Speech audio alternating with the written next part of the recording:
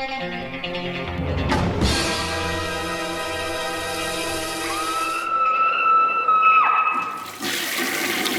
guys, what's up? It is week 239, and let's start this off with the drawing for the Maniac Cop 2 and 3 4Ks. Both by William Lustig, both by Blue Underground, both great releases. If you want to check out reviews of these from me, it's probably about a month or so back. So check those out. I got a randomizer here. I got everybody's name listed, all the entries and everything like that listed down here on the bottom. So I'm going to do the randomizer. And when you open this up and set it up, there's already a number there. And I always like to do the redo because I want it to be kind of live. So there we go. We hit the redo and it is number 30. Check out who number 30 is on the page. And we got Clint Isinger. So I'll make sure you guys can see that and everything. So it's all legit and everything. So, yeah, congrats, man, on getting the Maniac Cop 2 and 3, and I'll have your address ASAP, and I'll send it out as soon as I can. So, the first review up is one from Arrow Video, who never really disappoints, and they've been putting out some great stuff lately in these deluxe editions. And this one is Mill of the Stone Woman. And this is one of the Italian Gothic horror films, an early one, the first Italian horror film in color, actually. And this is one of the early ones that I actually hadn't seen. Now, it boasts it's before a lot of Bava stuff, before, what does it say, Whipping the Body, and I think it says Black Sunday, which I think is the same year. Black Sabbath. Okay, so Black Sunday's around the same year. Also, I think around the same year is, what am I thinking, is another kind of like Gothic horror film, maybe around this time from Italy.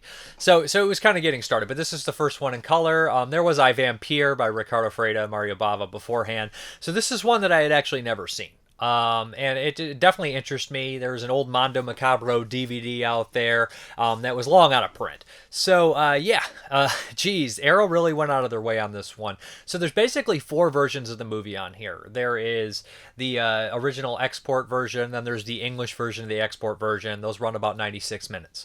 And then there's 2 other versions. One, I think 95 minutes or shorter, a little shorter than that, which was like the English version that was sent out. It has alternate dubbing and stuff, and then there was the French version, which is 90 minutes, so it's shorter, and there's a different soundtrack and all sorts of stuff there. So, like, when you kind of go into a movie that you haven't seen before and you realize there's 4 versions on this limited edition, it can be kind of intimidating. So, I popped in the American export version as the one I chose to listen to, and I know that there is an alternate version that opens up with some narration that is misogynistic and everything like that and kind of sets the tone.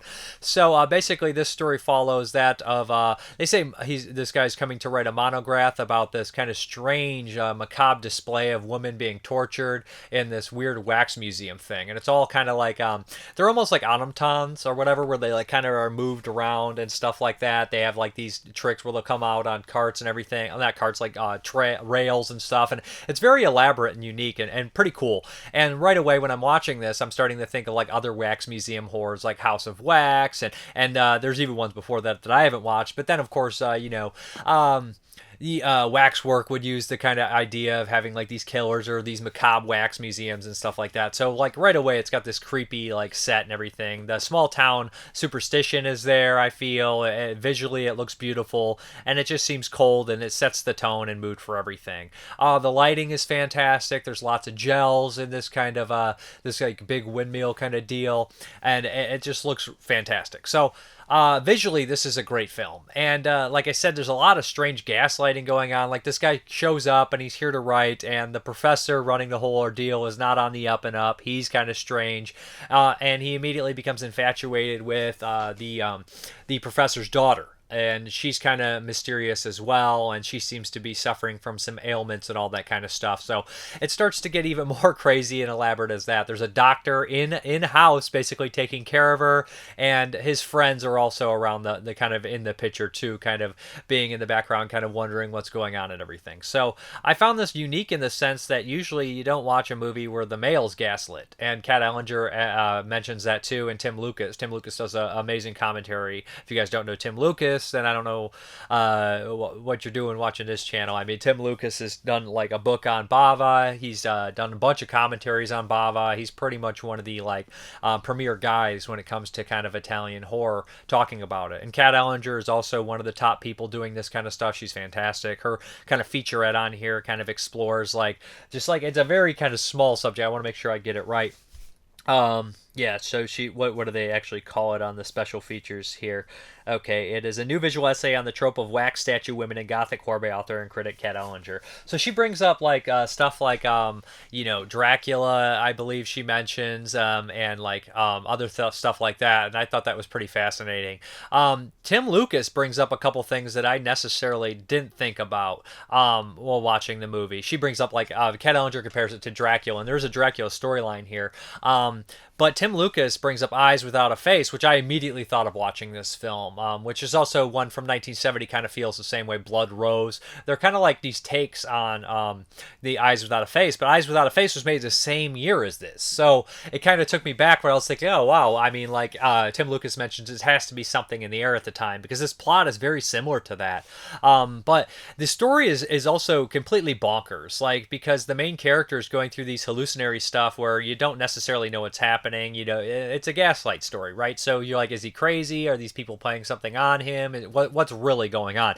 And when they finally reveal what's going on, it's part mad scientist story, part vampire story, part also, but it also incorporates that gothic feel and the castle and the wax museum. So it's got a lot of stuff in there, a lot of different kind of tropes and things, and I've never seen anything quite like it, quite mixed about it.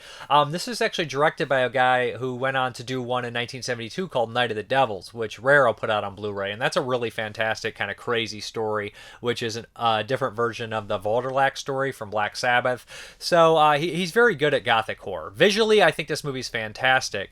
As far as the story is concerned, I also am very intrigued by it, but the way it kind of folds out is very just, it almost seems a tad convoluted at times because there's just so much wild, weird stuff going on.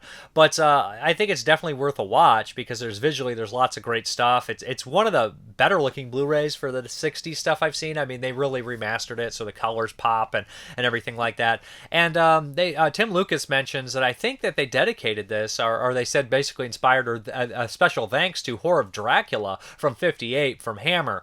And seeing a lot of these like Italian Gothic movies, you kind of get the realization that yes, Poe obviously had some inspiration there, the works of Poe, but also a lot of the Hammer early stuff like Curse of Frankenstein and Horror of Dracula. Those two movies seem to have kind of almost helped kickstart the Italian Gothic phase. But there was I, Vampire, which was '57 if I'm not mistaken, and Curse of Frankenstein was '57, Horror of Dracula was '58. So it's kind of like it just kind of was all coming together at the time. Besides those features I mentioned, the Tim Lucas commentary and the Kat Ellinger featurette, which are both really good. There's like I said, 4 freaking versions of the movie on here in the special edition. There's also this awesome booklet in here. And there's also a little chat with Dr. Mabuza, an archival interview with Wolfgang Price, rare opening titles from the UK release, retitled Drops of Blood, German opening titles, US and German theatrical trailers, image gallery, all that. So yeah, it looks fantastic. It sounds really good. You got 3 different runtimes on here, 96, 90, and 95 for 4 different versions of the movie.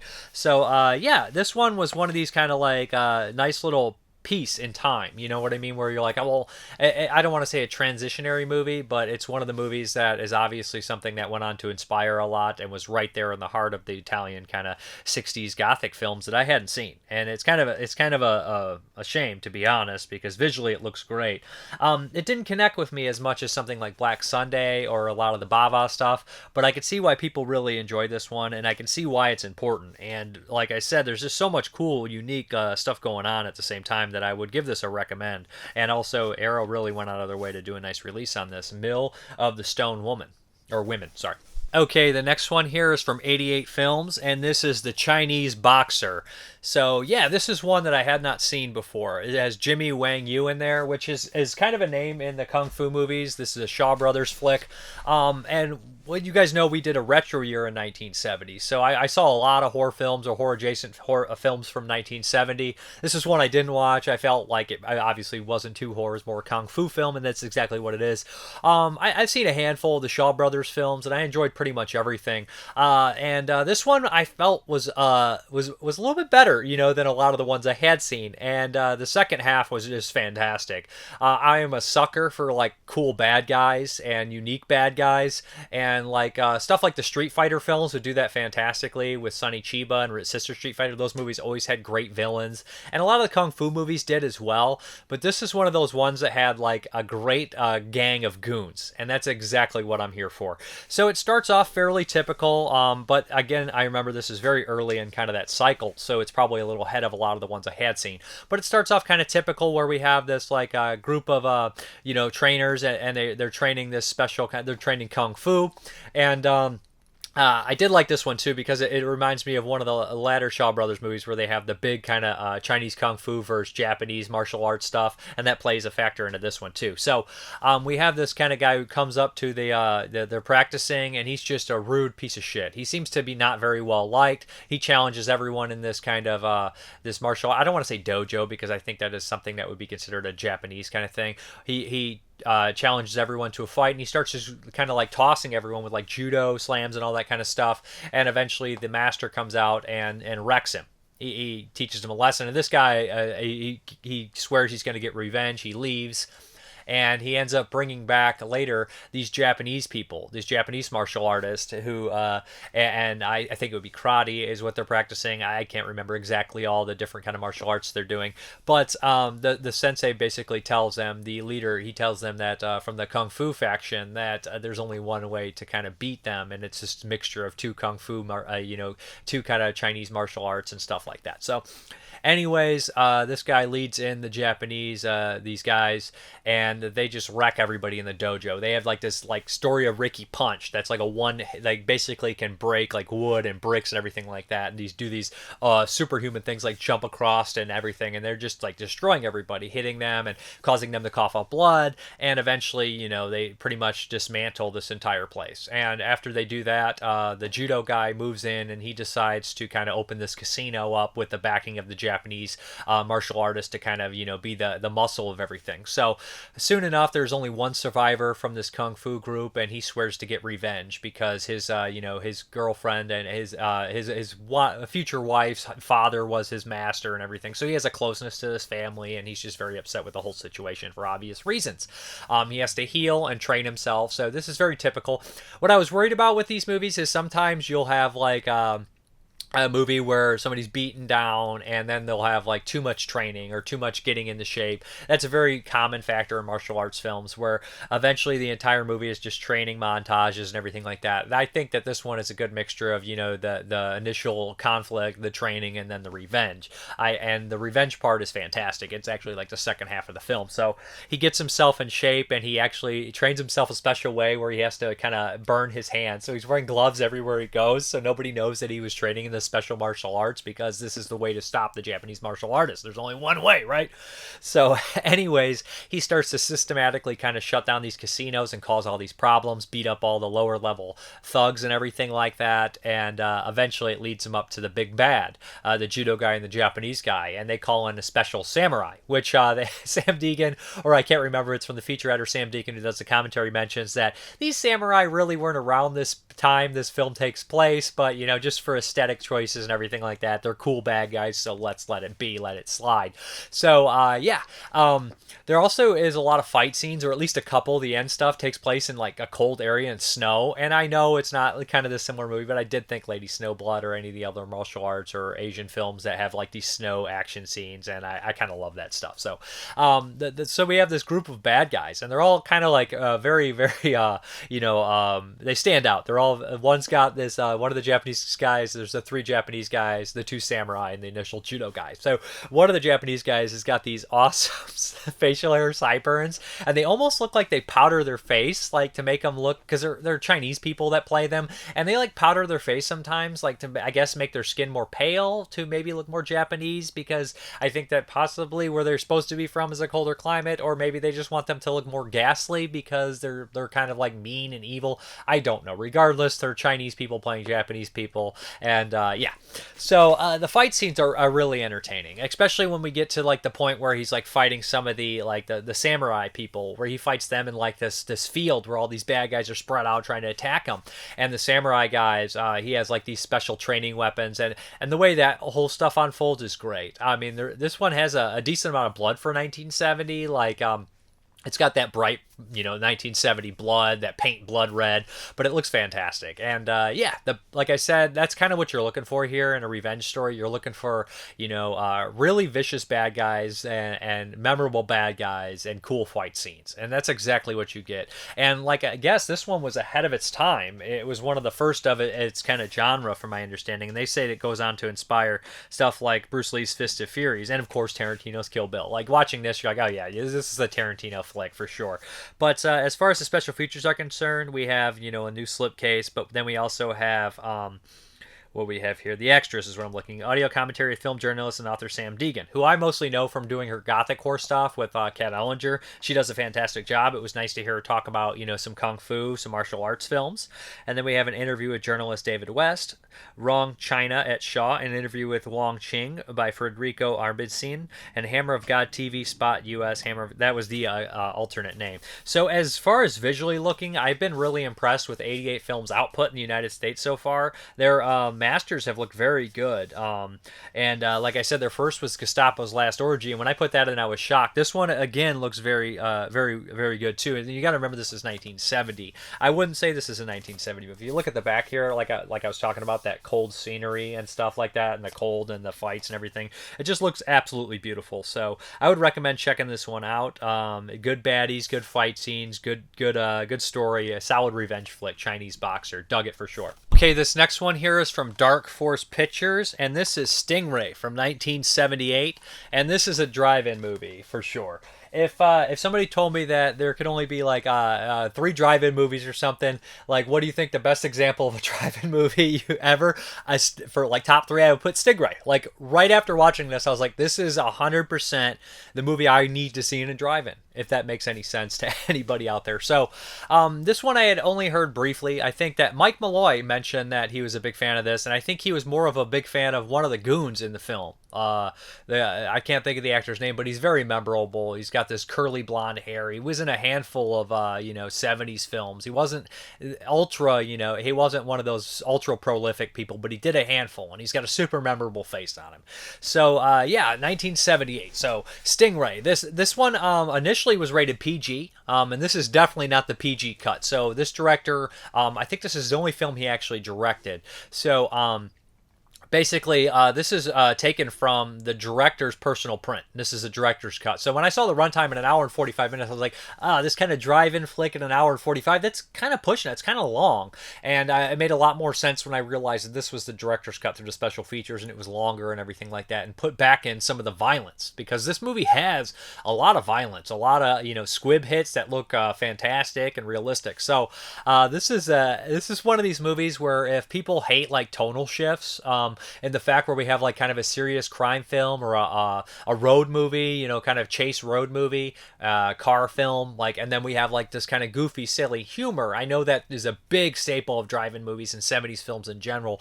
Like, if you don't like those tonal shifts, you're probably not a big fan of drive-in movies or anything like that. Not all of them are like that, but Grindhouse drive-in movies, a lot of them had those comedic elements or shifts in them with the characters. So this is definitely that. And again, I will bring up stuff like Town That Dreaded Sundown, Last House on the Left, where we have these serious things, and then we have these dark images. Young Cycle Girls had the same thing. It had these kind of goofy tone, and then it would have some really dark stuff happening in it. That's just definitely, a product of its time.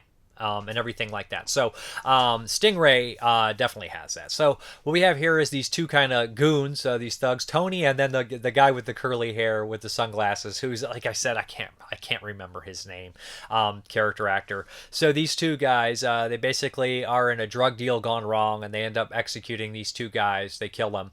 They take the drugs and the money, and they realize the cops are going to be on their ass right away. So they store the money and everything and the drugs inside of this Stingray and this car lot, and they get out of there. The next day, they kind of when they're getting released from they get picked up by the cops, and they had nothing on them. So when they're getting released, they kind of run in with their boss or one of their kind of partners, and it's this real crude woman dressed in a nun outfit with a habit and all and everything like that. And she's got an awful mouth on her, and she's just basically saying, well, we got to go get the stuff, yada yada yada. And they're on their way to do it. They pick up a fourth henchman and this heavyweight guy named Roscoe, who is absolutely ridiculous and sweaty and hilarious. So the four of them end up going over to the car lot, and to their dismay, a couple people are buying the car. One of which is one of the Mitchum kids. I think it's Chris Mitchum in this one, and his friend. And they're buying this Stingray, and they're like, shit, I guess we're a little late, but they're not going to give up so easily. So they start to chase this Stingray. And they end up taking their chance at it when they're pulled over by a police officer. They end up killing the cops in brutal fashion. Like I said, this is like the fourth people that die right off the bat in this brutal fashion. So you kind of get the idea, and it turns into this road film where all the cops think the people in the Stingray are the baddies. They end up picking a hitchhiker up who's helping them, a real cute girl and everything like that are obviously attracted to. That's why they pick her up, and they're just trying to outrun this gang of baddies who are vicious, and the most vicious of them is the female in there, the nun, and she's just kind of running the show, and she's got a somewhat of a, I don't know if it's automatic or semi-automatic machine gun, but hell, it's got like kind of really crazy rounds in there and everything like that. The cops are after everybody, so it just turns into this chase on the road movie with a lot of like chase scenes and a lot of goofy, zany, over-the-top characters that they run into. People also get killed in horribly violent ways, so it's definitely something I really enjoyed. I caught myself just having a blast with it. They'll run into a couple of hillbillies that are just over the top and ridiculous, and just everybody's got something goofy to say. Like I said, the bad guys are comical yet scary. There's a couple one-liners in here which I absolutely adored, and they said some of that was improv. With one of the character actors, Tony, said something about a lot of them just bouncing lines off each other, whatever, like that kind of deal. And he says something like, "You don't even know where we are now," and the other guy replies, "I don't even know what state we're in." And it's just a really, like, stuff like that. The dialogue I enjoyed, and I like Chris Mitchum. I just like him. You know, he's entertaining. I want to make sure I got his name, which Mitchum brother. I know that they're both end up being in Bigfoot, the 1970 flick, and I think Chris Mitchum is the one who went on to do a lot more movies than I had seen. So I do believe it's him. It's just that I am not super well versed in Mitchum's kids. You know what I mean? They're always kind of like in a lot of B movies that I saw a handful of, and I'm not sure. I think there's two of them. I think there's James. Is it James? But anyways, so yeah, I do like the two in here. The two guys running, they're likable. They're decent people for the most part. But yeah, it's just an entertaining movie with a lot of laughs and a lot of action. And I know that, like I said, tonally this will kind of bug people a little bit here. You're like, how could it be so violent and serious and crazy? And then at the same time, there'll be like a couple of hillbilly guys driving a pickup truck like, let's block them, yo, and stuff like that. But you know, like it just feels very like a perfect drive-in movie to me. As far as the special features are concerned, there's a commentary by the director, and then there's an on-camera interviews with writer-director Richard Taylor, villain actor Bert Hinchman, hero actor Les Lannon, and lead actress Sherry Jackson. It was nice to hear them talk about it, and they bring up working with Carl Buechler, who has a small role in here getting set on fire on his crotch. So yeah, that's a very early role for Buechler. So anyways, yeah, it's just got a nice glossy cover with it popping out. So check this one out. I've not seen too many people talk about it. Like I said, Mike Malloy, I think, is the only one that brought this up, and I know that he enjoyed it. I think he mentioned something about it being on Facebook.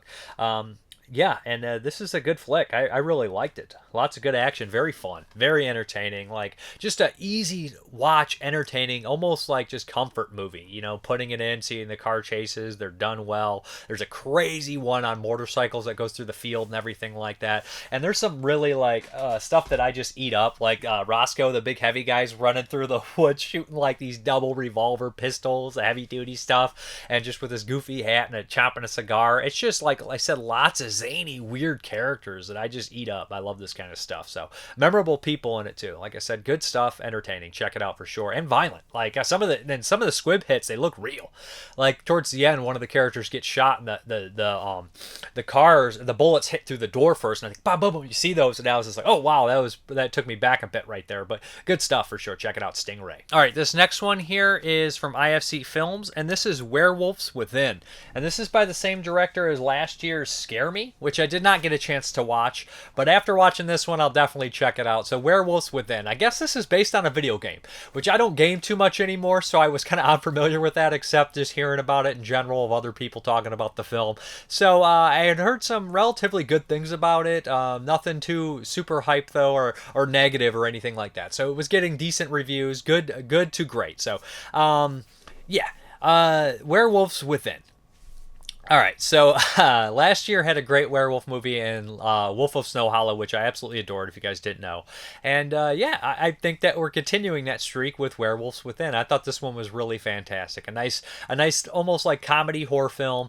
So what we have is this new ranger moving into this small town. He's kind of overly polite. He loves the outdoors. He's just kind of awkward. Just a strange gentleman. He's kind of getting over being in a relationship, and right when he moves into small town, he realizes there's just like a handful of people there. In the very beginning of the movie, we do kind of witness a murder, which appears to be done by some sort of werewolf or animal or something like that. And he is kind of like shown the ropes by this quirky, strange female post woman, and she's kind of taking him around introducing all the characters of the small town. So what we find out is that this small town is kind of like right on like where they want to put a pipeline. And we have this guy named something Parker, and he's just like this big shot oil guy, and he wants to put the pipeline in. And half the town's for it, and half the town's against it. Like I said, it's a very small town, maybe less than a dozen people. So like everybody's kind of at each other's throats, and there's definitely some difference of political ideology and everything. So while she's introducing everyone, we know who a lot of these people are. We have like kind of like these methed out like car mechanics who are ridiculous. This very strange couple where the husband's constantly trying to cheat on his wife, and his wife is just really kind of like makes weird arts and crafts, but she's also batshit. We have the kind of crazy guy who lives out in the wilderness, survivalist guy, hunter, and just a wide array of kind of strange characters. So yeah. Anyways, soon enough, we start to realize that there is some sort of werewolf in the mist when everybody comes trapped in this kind of like I guess you'll say like well, it's not like a hotel, but just like a homestay or whatever like that deal is, where a couple of people stay there.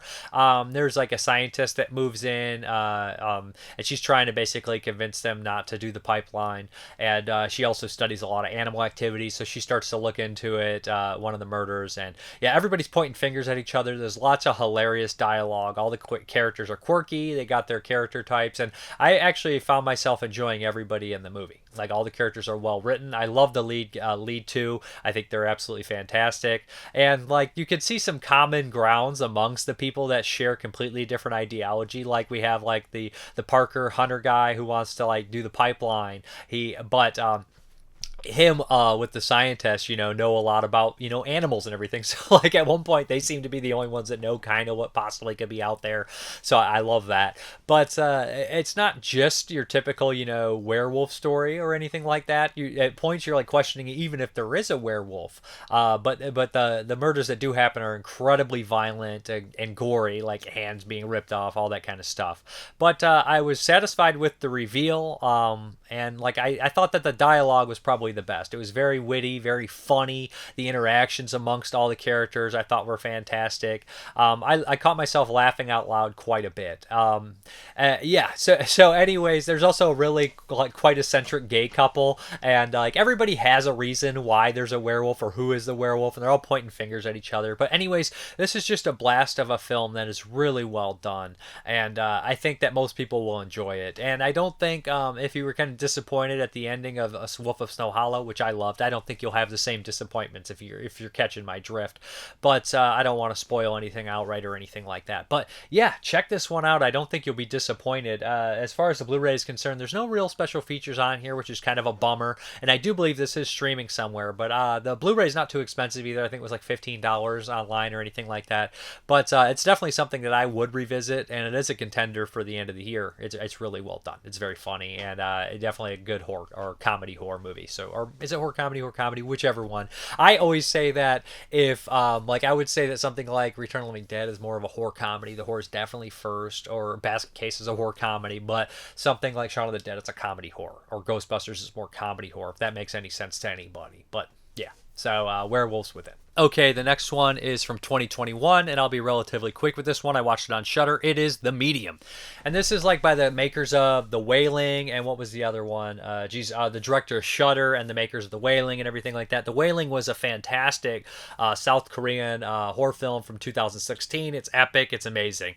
So this one is kind of a found footage movie that I don't even remember why they initially are doing the documentary. But what happens is they're looking into this kind of religion, I I believe, and they're focused on Kim and like this. She basically inherits this thing passed down in the family to become kind of like the new shaman of the family and kind of to carry on the religion. She basically says that at first her sister was the one chosen, but she turned it down and she ended up taking it over and everything like that. So basically, they are all meeting for a funeral. Someone passed away, her brother-in-law, so her sister's husband, and their entire family seems to have like a terrible kind of like a past, like people dying, committing, and all that kind of stuff like that, but way before their time, and their kind of family history is kind of stained and everything like that. So what happens is when they kind of have this funeral, her niece, Kim's niece, or the who just lost her father, starts to kind of act very strangely. Her name is Mink. She starts to act very strangely, drinking a lot, getting outwardly violent, and after that, when we notice that she possibly seems to be possessed, we kind of focus the switch over to her. This movie runs at about 2 hours and 10 minutes, which I think is a little long. And I know people are like, Dave, your attention span's bad, but 2 hours and 10 minutes, and I feel like it was kind of retracing a lot of the things we had seen in other films, like kind of No Roy, how that is done with like the reveals and everything, and that's much stronger, and the wailing is much stronger at what it does. So it's like a lesser version of better movies, but it runs at 2 hours and 10 minutes. Although I saying that, it is still a very well done and good film. Like I said, the setup is done, the act in the beginning is well done, the characters are established. I like most of the characters. I don't have any problems with them at all. So I mean, like as far as like characters, I think they're all well done. And then, like, the second half follows more Mink and her kind of, like, escapades and everything like that. And we have a lot of these, like, kind of creepy footage of her, like, what she's doing when she goes out and like, at her job and all that kind of stuff. And it gets more extreme. And then the last 20 minutes of this movie, I really didn't expect it to get this wild because the movie doesn't, I wouldn't say it's subdued, but it is not completely over the top or anything like that. Typical kind of possession movies of, you know, me kind of creeping around the house, being very creepy, and this kind of what do they call that when they do the not the infrared, but the green over the whatever, the night vision stuff, and her just being very creepy and doing lots of strange things and generally getting some scary shots and everything like that. But the end of this movie, when they actually try to perform the ritual, all hell breaks loose, and it just turns into like a crazy, wild, gory possession movie, which I really didn't expect, and it definitely made the film much better and much more interesting than what it was doing, which I have no problem with what it was doing. I mean, but there's been a lot of, you know, exorcism movies coming out in the last few years. Like we have the one that was on Netflix, which I can't remember about the, jeez, I'm getting so old. I'm making mistakes all the time now. This is no memory, old man Dave here. But the one on Netflix that actually made my top 20, I think. It was really well done about the priest trying to like get the you don't know if the girl's possessed or not or anything, and it ends really kind of crazy. And then we also had Metamorphosis, the South Korean one, which one was really well done, and I'm sure there's a handful of others. May the Devil Take You 1 and 2 both came out in the last few years, so we have tons of these things going on. But this one, I think the ending really makes up for it. It does kind of like, it does overcome a lot of its tropes, I would say, because we have a lot of the same kind of creepy footage of people crawling on the ground and shit. Like, it's just very typical in a lot of ways, but that ending just makes it a little bit different and untypical. And when people die, I caught myself being very sad because for some reason I didn't expect as many people to die as they would.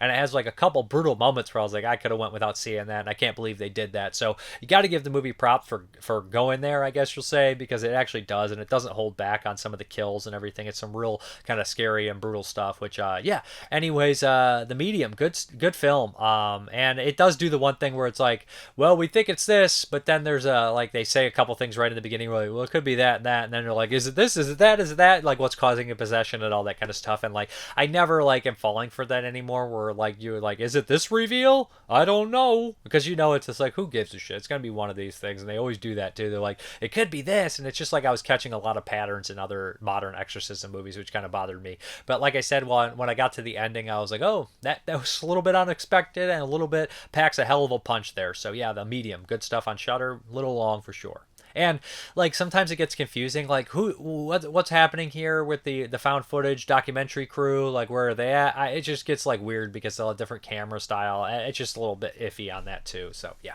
Okay, we have another one that's on Shudder from 2021. Well, counts as 2021. I think it's technically 2019, and this is Tailgate, and I think this is a German film. So anyways, or a Scandinavian. I keep doing it. Is it German or Scandinavian? I don't know anymore. I'm just old. So anyways, what we have here is is. In the very beginning of the movie, we have this old man kind of like chasing down this biker. This guy's terrified, and this old man chases down this biker, and he sprays all this pesticide in his face and kills him. We're like, oh shit, that was a hell of a way to start out a film. And then we kind of cut to like this family of four, and this father's rushing his family to move along. And right off the bat, you're like, this guy's an asshole. He's in a rush. He's just like, they're running late to be at their mom's house. He's just being completely annoying and over the top and just like rushing his family. And you're like, okay. And fairly quickly, he's like trying to speed, and there's a guy in the fast lane. And it's a van, and he's just going way below the speed limit. So he starts to tailgate him, of course, and he's just completely honking his horn, and he flips it. Whatever. It just have a very unpleasant experience on the road with this guy. So anyways, they end up kind of running into each other at the next gas station where his family, they're buying a little quick snack to eat before they make to his parents' house, because they think that her mom's food is terrible. So anyways, the kids are eating, and he approaches them. And him and this old man have, but we know the old man's dangerous from the beginning of the film. They have this interaction. He towers over him too, so he has this intimidating factor. But the dad the old man wants an apology, and he keeps arguing with him. The old man the dad refuses, and he just is absolutely. At this point, like, you're telling yourself, just apologize and move along. Who gives a shit? But he just won't stall. As they drive, he starts to kind of get a little bit more paranoid as he thinks this old man's following him, and of course he is. We know where this is going. And this is where the movie starts to bug me, because the father here is just such an unlikable idiot, and the mother and father just keep making all these mistakes. Like, it's okay to make a mistake here and there in a panic, but when it hits the point where they're literally doing absolutely everything against what they should be doing, you just start to roll your eyes and become annoyed with the entire situation to the point where you lose interest in it. And there's 5 or 6 moments where you're like, why aren't they doing this? Why are they doing this? Why aren't they doing this? Why are they doing this? To the point of insanity. Like, there's a point when he's paranoid about every van that he sees as being this van, and that could be effective. It goes on a little too long, but I don't want to spoil anything, but there's a point where he asks for a police escort, and he gets the escort to where he's going, but instead of having the police check the location he's at, after being completely terrified and paranoid the entire time getting there to the point of insanity, he says, just go, everything's fine. And you're just like, horse shit. It's like, it's so fucking stupid at that point. And I know a lot of dumb things I'll let slide, Silly movies, you can expect silly things to happen. But when a movie seems semi-grounded and very serious and suspenseful on the edge of your seat, I just feel like I don't give a shit when really goofy stuff starts happening, or people start acting inhuman. And people are like, but when you panic, you do. It's just like, yes, but you wouldn't send them away when you got to the location after being that paranoid about fucking everything. Oh, boy. It's just, it does have some good suspenseful moments, but at the same time, the lead dad is such a poor character, makes such poor decisions, is just such an unlikable shit, that at this point I couldn't even bother to care what happened to him or his unfortunate family. And if I know people are like, yeah, but when you want him to get killed, wouldn't that invest you? It's like, no, I just don't want to watch him. He's not interesting anymore. He seems like unrealistic. He's more unhinged than the fucking guy chasing him at points, which I get to the point where he's upset about it, but he's just making such poor decisions because he's a fucking moron. And it's just, I don't care anymore. A couple of mistakes here and there, it is what it is. But if it's a mistake after mistake after mistake, I just lose my understanding. Like, I can't buy this story anymore. I don't want to be here because it's fucking too aggravating and grating on my nerves. And it's quite unfortunate, because the movie wasn't poorly shot or poorly made or even poorly acted. The villain in the movie is good. He's solid. He's creepy. And it's just how petty he is, but how petty the husband is as well. And road rage is a hell of a thing. And I can see certain points happening, but after a certain thing, it's just like, this is horse shit. This is silly. It's that point where it's like, it's not even coincidence. It's just a character acting completely stupid to the point where I just lose interest. I would watch Unhinged instead. Unhinged is a little less serious, although it is dark. You can kind of get the idea that it is more of a popcorn film, and it just feels a little bit, fucking, I can't believe it. Unhinged, the characters act a little bit more normal. And I wouldn't even say that. I guess the main protagonist acts more normal and unhinged, or reasonable. But that movie seems like it can get away with a little bit more goofier stuff because it doesn't seem as grounded as Tailgate. I don't know. This movie just annoyed the shit out of me. The first half, I was like, okay, I'm in, I'm on board, and then the second half just drove me insane. I just was so uninterested with everything that was happening due to the main character's actions, that it was so aggravating. And it's not something like Uncut Gems where you can see this guy obviously has a problem with gambling and you're just like, why are you doing this? You're hurting my soul. You're killing me. Because that shit happens. I buy that. I get it. This, I don't get it. It just fucking annoys me. A lot of people do like it, so if it sounds like it's something up your alley, check it out. Tailgate.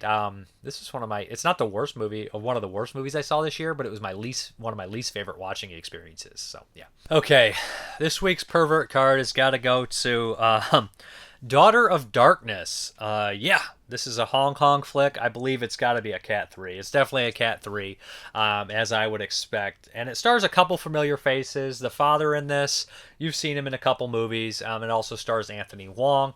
I definitely wanted to check this one out because it had kind of like two sequels, Daughter of Darkness 2, which came out in 94, and Brother of Darkness, which came out in 94, both Hong Kong flicks as well. And I definitely am checking them out for 1994, but I wanted to watch the first film to kind of see, the series and everything, and make sure I wasn't going to be completely lost when I watched the sequels. And I knew this one had kind of it lived kind of infamously, one of the Cat 3 Hong Kong titles.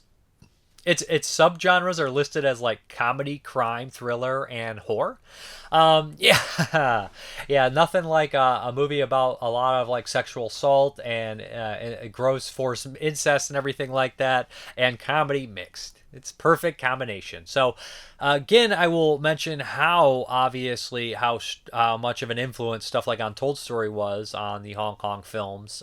So, right in the beginning of this one, we have a woman kind of in prison, the lead character, and she's sitting there and she's kind of being taken away. And then we kind of like go back in the past and we kind of see like we structurally we all have that kind of idea where it's going to jump around structurally, and we're going to have like these confessions. Like all these Hong Kong movies are about confessions, this crazy person confessing to something. Bloody Beast is that.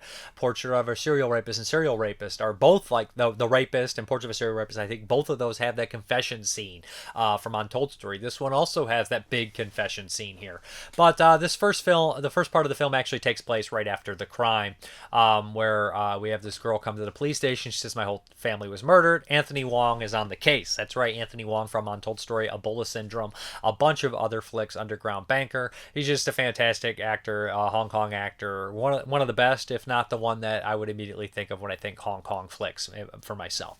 I've seen him in a bunch of movies, and he's always fantastic, even though he's completely unhinged and just bizarre in this one. So a lot of the comedy definitely comes from his scenes. So him and a new partner he has, who he calls Kid, this young girl who's very naive and very, very cheery to start everything. They're on the case, and right away he walks into this horrific crime scene where there's people who are shot in the genitalia. There's people being like half strangled, just gory, obviously disgusting family murder.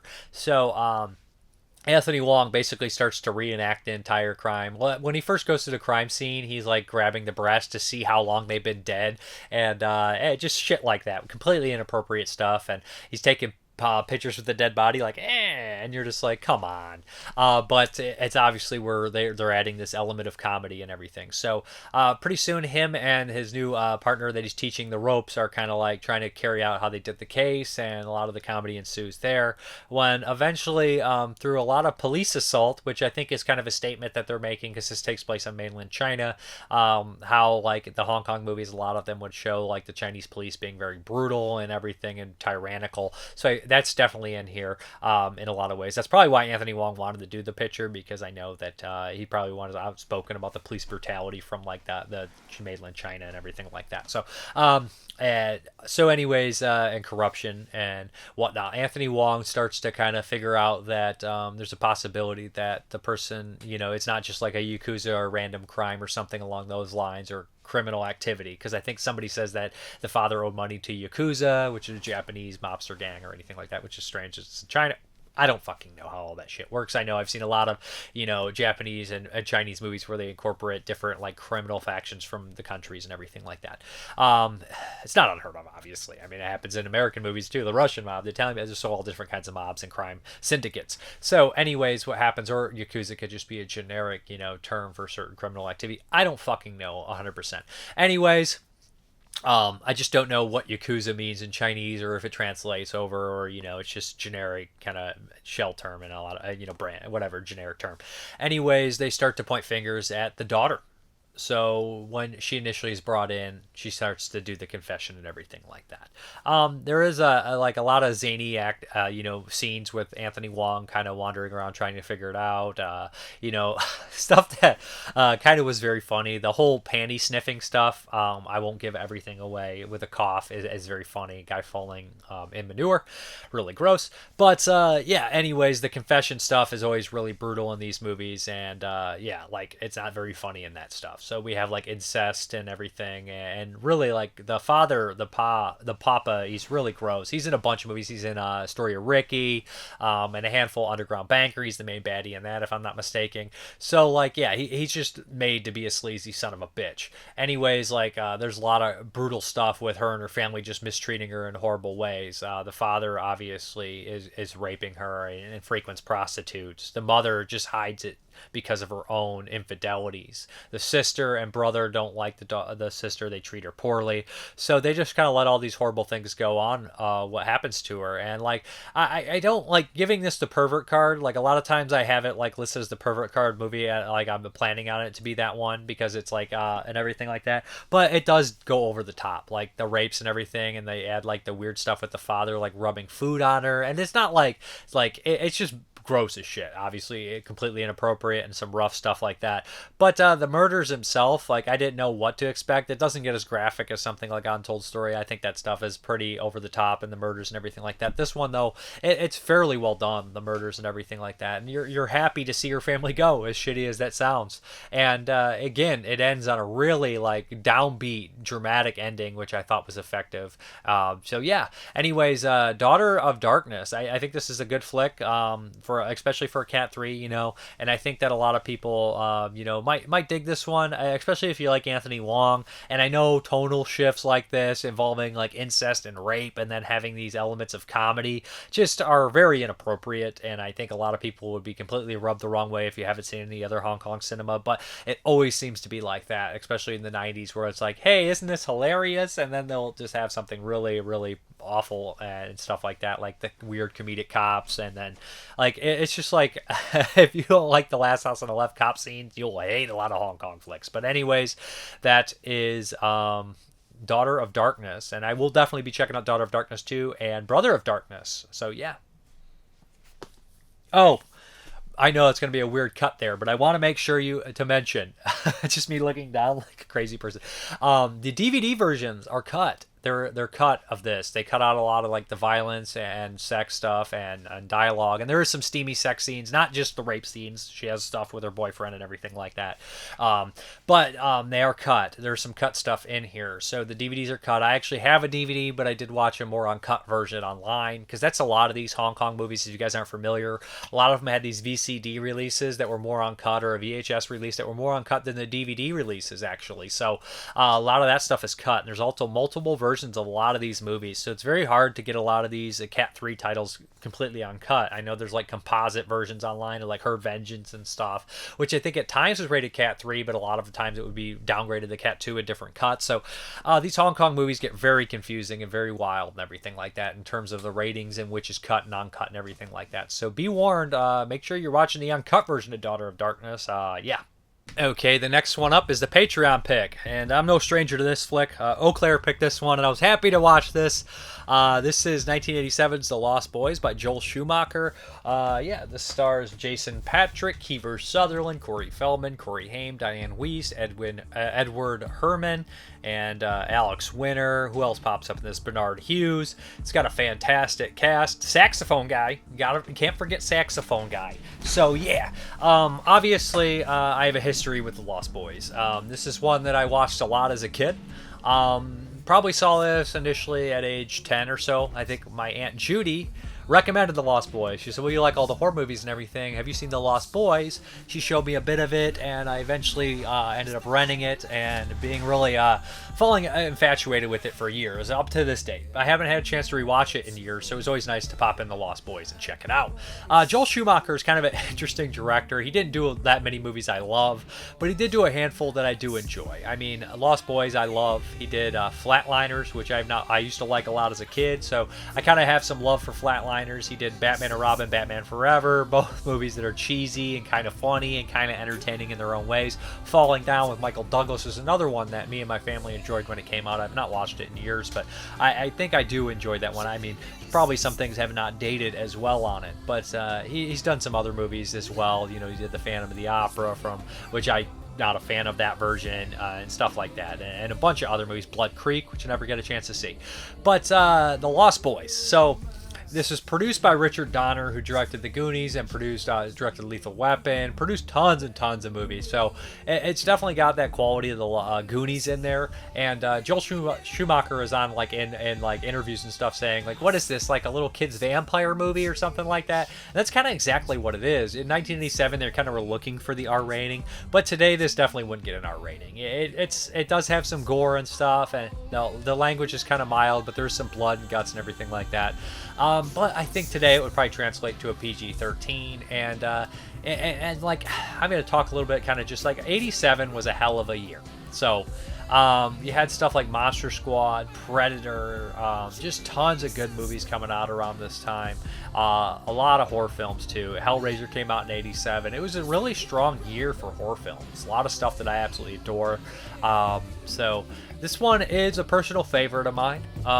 Near Dark also came out this year, and I feel like a lot of people are always like, Lost Boys stole all the heat from Near Dark, and I can understand that to a certain extent, but I've always been more of a Lost Boys fan, probably because I saw this first. I don't really know how to go about it. Anyways, yeah. So, Diane Wiest is recently divorced, and she's going to move to Santa Carla to move in with her father, Bernard Hughes. Bernard Hughes is in stuff like Cold Turkey, very funny actor from what I've seen. He's the doctor in Cold Turkey, who, if you guys haven't seen Cold Turkey, check out the review I put up of it a while back. But the whole town goes Cold Turkey, and he's a surgeon, doctor, and his hands are shaky because he can't smoke. Anyways, they go back to move in with their father after a divorce with their two kids, Jason Patrick and Corey Haim. Soon enough, you kind of realize that the town of Santa Carla has a real bad problem with vampires. That's right. There's a group of young kids called the Lost Boys. Obviously, a Peter Pan reference there. Although, though it is a Peter Pan reference, they don't like beat you over the head with it. They don't really have anything that they keep saying about it. But so, anyways, Corey Haim kind of runs into these two comic book brothers, played by Corey Feldman and Jason Newlander, I think is the other actor's name. He didn't do as much as, obviously the two Corys, and they're the Frog Brothers, and Jason Patrick runs into a group of them, of the vampires, and he's kind of interested in a girl that is kind of like a half vampire, so he gets kind of brought into the gang and everything like that. Yeah, so anyways, what happens is it's up to Corey Haim and the Frog Brothers to kind of rescue his brother from the vampire gang, and Jason Patrick wants to rescue, Jamie Gertz, who's the female interest, and her young, I don't think it's actually a little brother, but a young boy that's also in there. And the main vampires aren't going to have any of it. Kiefer Sutherland is the main vampire. Alex Winter is one of them. So this is a very much an 80s movie. It's kind of a bigger movie too. Warner Brothers put this out, so we have a lot of soundtracks, a lot of music in here. That's you have like Lou Gramm, Lost in the Shadows, and then you have like a cover of the Doors' People Are Strange, and then you have Cry Little Sister, which is kind of iconic because of this movie. It'll get stuck in your head forever if you watch this flick. Also stuff like I Still Believe, which is the saxophone guy that they see at the carnival at the very beginning. And one thing I do absolutely adore about this movie is the opening, kind of like the shots and everything, and just the title sequence and the Cry Little Sister and the score coming in very powerfully. And also immediately the establishing shots of where you're at really set the tone and mood for this movie. I love the carnival aspect of it with like the big crowds, and just I think that carnivals and those kind of like fairs and stuff is just a wonderful kind of a place for a horror film to take place in, like, or have the setting. I just think it's great. They also have like kind of like the boardwalk and everything like that too. So anyways, I really have a fondness for this movie. A lot of it is nostalgia, I will admit. But there's also some wonderful one-liners in here. Death by stereo. Garlic don't work, little buddy. It just is really an iconic thing for me. So Kiefer Sutherland's really good as the lead vampire. And I think that the four kind of the baddie vampires all have the kind of their memorable look and their memorable lines, so when the gore actually hits, it's actually there. It's very bloody. There's things exploding. There's absolutely over the top stuff going on, and this is like kind of a mainstream flick for the time. It's a very mainstream flick for the time, so it's nice to see that like back in the 80s even the mainstream movies were bloody and gory and just fun. The special effects are good. Like I said, I don't really have any complaints about it. Bernard Hughes is absolutely hilarious. He's always doing like taxidermy on the animals and giving it to their kids and freaking them out. He's just obviously a very eccentric person, one that reads a TV guide but doesn't have a TV. If you have a TV guide, you don't need a TV. I love this movie. I love the score. I love the acting. I love the characters. Corey Haim and Feldman are both really great. I think Corey Haim's fantastic in here. You know what I mean? I love his dog, Nanook. Beautiful dog in here. Awesome. Husky of sorts. So, yeah. Anyways, if you haven't seen The Lost Boys, I'd really recommend it. I think that most people are familiar with the film. And I know a lot of older horror fans that were probably like already into their like far whoredom when this came out, like 10, 20, 30 years. They kind of just were like, ugh, you know what I mean? I completely get that, They looked at it like a lot of people now look at Twilight, you know what I mean? They look at The Lost Boys like, maybe I would look at Twilight, where I'm just like, oh, fuck that. But I love the old vampire movies too. Like, I love the old black and white stuff. I love the Hammer stuff. I like the 80s stuff. And I know that this is like the mainstream kind of almost sexing up the vampires, making them hip and cool and all that kind of generic stuff. But I do feel like it has that kind of like crossover appeal to young people to get into horror. And this is one of the ones that I saw. Even though I loved horror way before I saw Lost Boys, this was one that got me into horror even deeper, along with like Monster Squad and Ghoulies 2 and that kind of stuff, and Little Monsters and Chud 2. These kind of movies that are these kind of gateways, I think, that are semi-family friendly. Return of the Dead Part 2. I mean, there are sometimes, but they're not hard R's. They're not gratuitous. But I think this is a great kind of semi-family friendly horror film that I think would a lot of people enjoy. And it ends in a siege movie. The vampires attack and stuff like that. And there's a lot of funny stuff in here. The Frog Brothers are over the top, playing it completely straight, even though they're absolutely over the top. Edward Herrmann is a great actor. I always like seeing him. I always thought he was fantastic, entertaining actor. And he's good in this as well. Diane Weiss is like the perfect mom. You just love her. She's just absolutely, you love her. So anyways, I think this one is a really fun, perfect kind of like mainstream horror film for anybody. I know that I understand the dislike for it from some people, but I don't understand the dislike from somebody that used to love it. I mean, just no embarrassment, man. It's The Lost Boys. Who gives a shit if you like it? Yeah. Anyways, I love it. So good stuff. All right, we're here for a few reviews. Camera angle's a little crooked. I like it better. Come closer to the camera like I should be. I don't even want to be on camera. I don't want to be on camera either. I literally wish. I'm just like slowly getting away from being on camera. I'll just make it like a clip show of me just showing the Blu-rays and showing stills of the movie. Let's make like VR tubers or whatever they're called. What's a VR tuber? It's when they're like little like cartoon YouTube people. I can't do that. It's a lot of work. I'm already doing too much work. Did I already mention that we're this is the Candyman review for 2021? Oh, yeah, we're reviewing Candyman 2021. Not a remake. It is a sequel of sorts, and I don't know if I've ever seen part 3. I know I've seen parts of part 2, and I've not watched part 1 since probably the 90s. When I was growing up, Candyman was one of those ones that had a good reputation. It was based on the Clive Barker short story from one of the Books of Blood, which I did read, and it was in the UK. Very different from the actual film. So Candyman 2021 is produced by Jordan Peele. It's actually, I believe it's a female director. I actually wasn't familiar with her. I don't know if this is her first film. It's definitely her first horror film, or first horror film I'm aware of. So yeah, Candyman, it kind of has a similar story, of course. It's modern day. But it focuses more on gentrification. So we have a plot here of an artist. He's kind of an underground artist. He has a girlfriend that works with art dealerships and art stuff like that. She would be an agent, I think. She's somewhat of an agent, something along those lines. Anyways, he's trying to look for a new project, and he gets infatuated with this Candyman kind of urban legend story. We all know that the original story was in Cabrini Green in Chicago, in this really rough part of town, and it's now been kind of gentrified all around everywhere. kind of deal. Yeah, Cabrini Green has been turned, get gentrified, and it's really nice. And it's kind of a cool idea that we have these nice little apartment buildings sitting on the like old, like decrepit stuff where like all this crime and terrible things happened. Well, it's weird because like the projects are still they're in like a ruined state, and Yeah. I think there's like the plan to gentrify them. Yeah, I don't know if it's they're like done abandoned yet. apartments for the most part, right? Part of Yeah, it. yeah. So it's like the only building around the area where it happened. So the artist gets kind of infatuated. He ends up going in there and he meets this kind of strange guy who tells him the urban legend of Candyman. And he tells him this one story that's not the Candyman we're familiar with. It's not the Tony Todd character who is he was in slave times and he gained his freedom and he had a relationship with a white woman and he was like killed in that way. It's a different man, a different Candyman, if you will. And he tells his story and it's really depressing and quite sad. And the way he phrases it, I loved how he said, "Well, my Candyman." Like, Right. and I look like we'll get into we'll have a non-spoiler part and we'll have a spoiler part down the line. So we'll just kind of be brief with it, our initial thoughts and everything like that. For the most part, I thought it was really well done. I thought that the lead was fantastic. I thought he had a great look and a great performance. I thought his girlfriend was also really solid. I thought her brother was all right.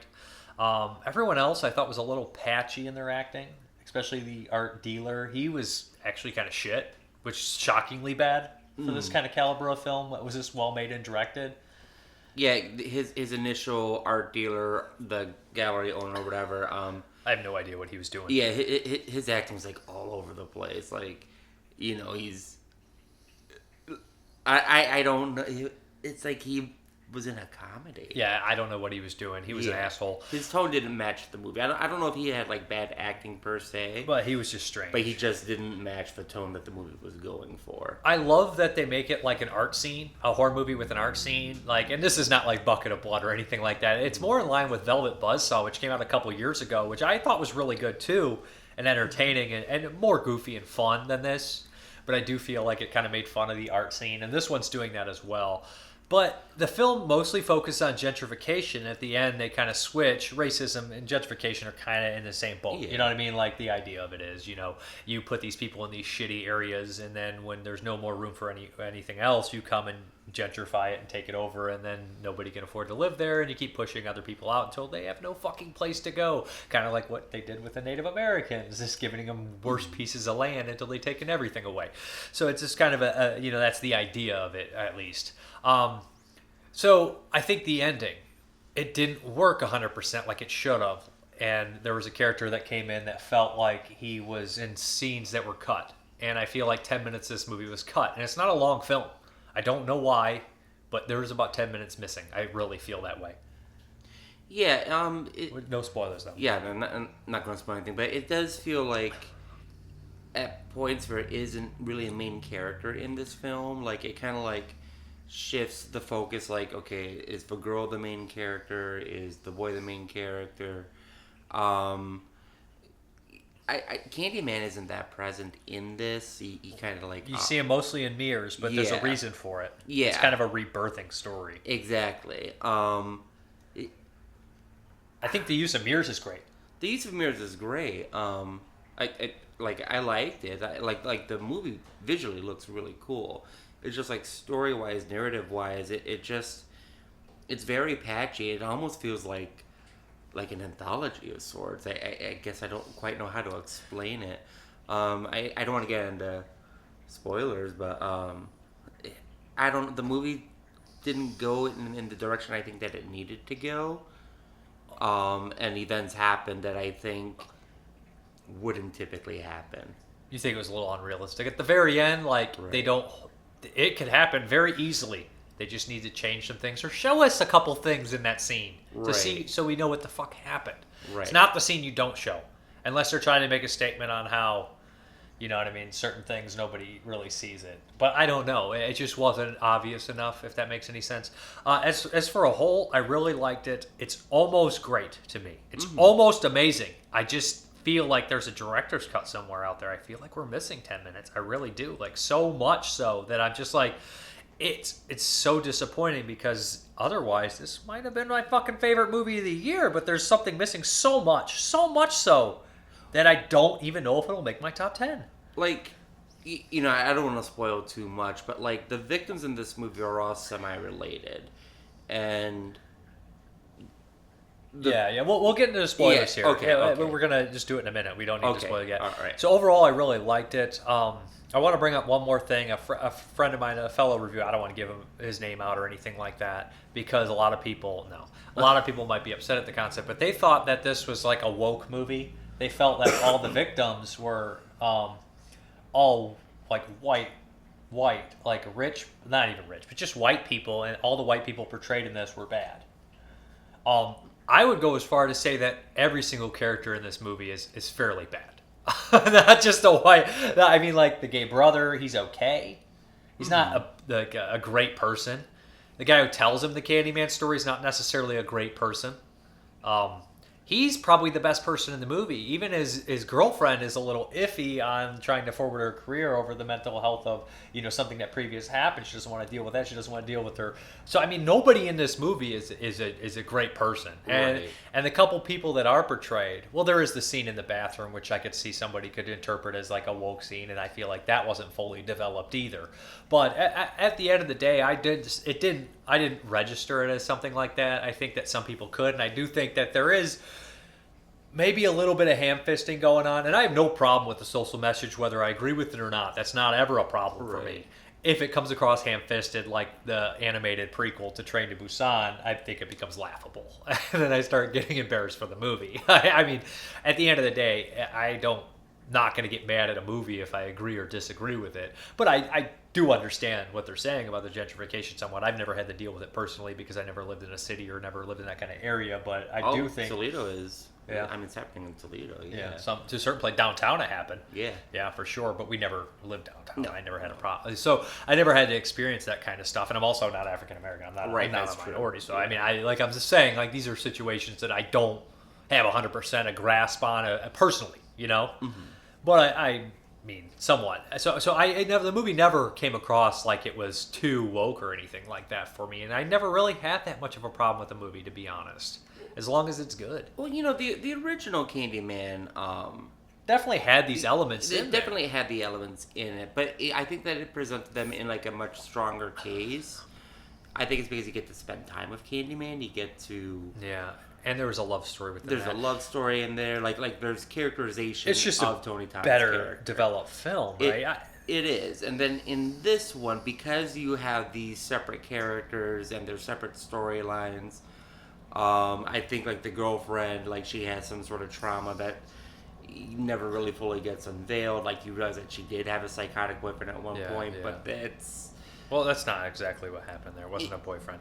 So I mean, I'm sorry, the father. Well, I don't want to spoil too much there. So I would say check it out for yourself.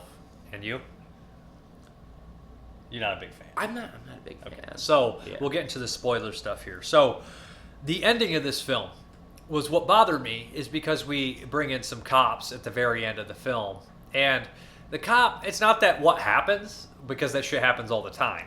It's that the cop is treated as a character that has been established in the film before, and he has a name, and he's just interacting with people as if he was part of this case of these people being killed, because everybody being killed in the movie is tied directly to this artist. He is never interrogated by police, he is never brought up by the police or anything like that, and there legitimately feels like this detective knew who he was and had history with him, and they had an interaction, which if he would have had one racist interaction with this character, it would have made the movie flow a lot better. And I'm not saying that there has to be a precedent for a bad cop to kill somebody in a racist act. That's not what I'm saying. I'm just saying the way this character is treated, the way he comes into the picture, the way his demise is, he's treated as someone more special than just a typical shitty cop in a movie. Right. You know, I think that they wanted like the random act of violence, you know, the police brutality element in there. But they don't even show it. It's like they fucked up that scene. They don't show it. When that scene happened, I was kind of confused as to what actually was going on. Because you don't see any action. You just see the girlfriend's, like, kind of like reaction. You don't see, you know, I'm like, did she get shot? Did somebody else get shot? The other two guys were on the ground. And was it supposed to be a reveal after they came out? What happened? That kind of thing? Right. And then, so this cop, he has, you know, maybe like a quite a bit of dialogue at the very end. Way overacting too. Way overacting. He's just like sweaty as fuck. Like he's like, and like the thing is, nobody says the cop's name, but he has a name in the subtitles because we watch movies with subtitles. Yeah. So he has a name, and when you're watching this movie, the boyfriend, so the gallery owner dies, the art critic dies. Like he's like. So he interacts with all these people, and he's the last person to have a fight or talk to them. Right, and then they end up dying, and like there's never any police intervention. There's no police intervention, and I think that stuff might have been cut out to get to the we want to show like the random violence that and it happens. just doesn't work. And it doesn't work because the way they filmed the ending, it doesn't work. Right, the way they filmed it doesn't work, and it's like I think that officer might have been a more prominent character throughout the film, but I think they might have cut out his scenes to try to get the ending that they wanted. The one thing I absolutely loved is how the Candyman works. So initially, the Candyman's only being able to go through mirrors and shit, because it's almost like, I don't know if he's like Freddy Krueger, where he's been kind of forgotten about in legend. Nobody talks about him anymore. But as that Candyman art piece that he made starts to spread, and people say Candyman 5 times, it's more come to life. And we learned that the character who initially told him the story was all part of it, and he was all set up to be, and he's kind of destined to be Candyman, this guy. One of the today's Candyman. Because every generation seems to need a Candyman, and they need a basic hive for them. They need a hive mentality. So at one point he gets stung by a bee and he starts to break out in these hives, but it's really like he's part of his own hive, and all the Candymen are within him. So there is one Candyman, but he can take many forms, which I thought was a great touch. It incorporates Tony Todd in there and all these other Candymans from history, and I thought it was brilliant when he's painting all the pictures of the different Candymen and the how they were killed unfairly. I was like, this is such a great concept. This is such a cool idea to bring Candyman into the new generation of films. And I was like, I love that idea. That's like a think piece horror movie idea that is just so on my level, where like I start to like, I like that idea a lot. It's like a thinking kind of horror villain, which I love. So I thought that was really great. I thought the kills were solid. I thought they were gory and bloody. I thought they used the mirrors really cool. Like I said, I like the lead. I like that they incorporated Tony Todd in this too, because he can't be like, because why would Candyman get older? Like, he should be stuck in time when he died, right? So we can kind of have like, if Tony Todd was just like 107, like a 7-year-old Candyman, like, I'm still the same Candyman. It's just like, I don't know. It's not like Freddy Krueger, where he's impaled with tons of makeup, even towards the end, Robert Englund was clearly like an old guy, like, but still, so there's a lot of stuff I love. There's a lot of stuff that just not fully developed either. Like the story when initially the guy who tells him the Candyman story, that's really great. And he's like, oh, my Candyman. He tells him that whole story. And that's really creepy. Somebody telling you an urban legend. That's like a ghost story, right? Those are always the creepiest. Right. I love that. Or somebody recollecting something horrible and telling you, it gives like chills on your back. The hairs on your neck will stand up. But at the end, when he like goes full villain, he's like, Candyman needed a body. He just goes over the top, like the cop. Like, everybody just goes crazy in this movie where they can't control their acting. Yeah, there's all over the fucking place except the lead. He's fucking phenomenal. The lead is fantastic. The whole the cult aspect and the whole rebirth and like, it's a great idea. It is like conceptually that this I love the ideas. It's just its execution is just so weak and all over the place. Man, I don't know. I mean, it looks great. I like the concepts. What about the little puppet show thing? That was cool. I did like the puppet stuff when they're going over that. I think that it definitely probably script wise probably had to be like reread more than once. Like, somebody needed to go in and just. Yeah. It needed more work. I don't know if they tried to rush it out or what the case is, but I think script-wise it was just kind of lacking. And like I said, I think a lot has been cut out of the film. I mean, it's like an hour and 30 minutes, and this movie should be an hour and 45. Yeah, really, is what you're looking at. And I'm always the guy who's like, cut that movie down, cut it down. But in this one, I think I honestly think you need about 15 minutes. Right. And, just when I was watching it, like, it kind of took me out because the very first kill with the art dealer, he has this huge there was a whole argument at the Yeah, gallery. they have a fight, and They then have he a ends up fight. dead. He storms out, and then like the art dealer gets killed, and then I could see the cops not paying attention to that, but then he has a meeting with the critic, and then she's dead. Right. Like, you tell me not one person saw him in the apartment? You see, but the thing is, like with the art dealer, it was at like a show. There were like 50, 100 people there. He would have at least been questioned. Right, he would have at least been questioned, and they never touched upon it, and like, and I don't remember any of the characters revealing that like the dealer and the girlfriend were found dead. Like they mention it briefly, but I'm like, oh, that's it. They do slightly. He's on the news, and he thinks, oh, that's great, they mentioned my name. Yeah, But and then nothing ever happens with that character. But I'm like, man, you're just at that party, and everybody's starting into an argument. I mean, and then the art critic, and then most the definitely. art critic with the interview. There's two other things I want to mention before I forget. The idea that she had that past trauma with her father, I thought that was slightly explored, but not explored quite enough. Because she just is almost like a non-character at certain points. She almost just disappears from the narrative for a long period of time. And then there's also the idea that they try to bring in the Candyman kind of taking over like social media kind of everywhere with the news talking about it. So then it kind of like infiltrates, the young society, the social media society. And they show one scene where it's kind of there.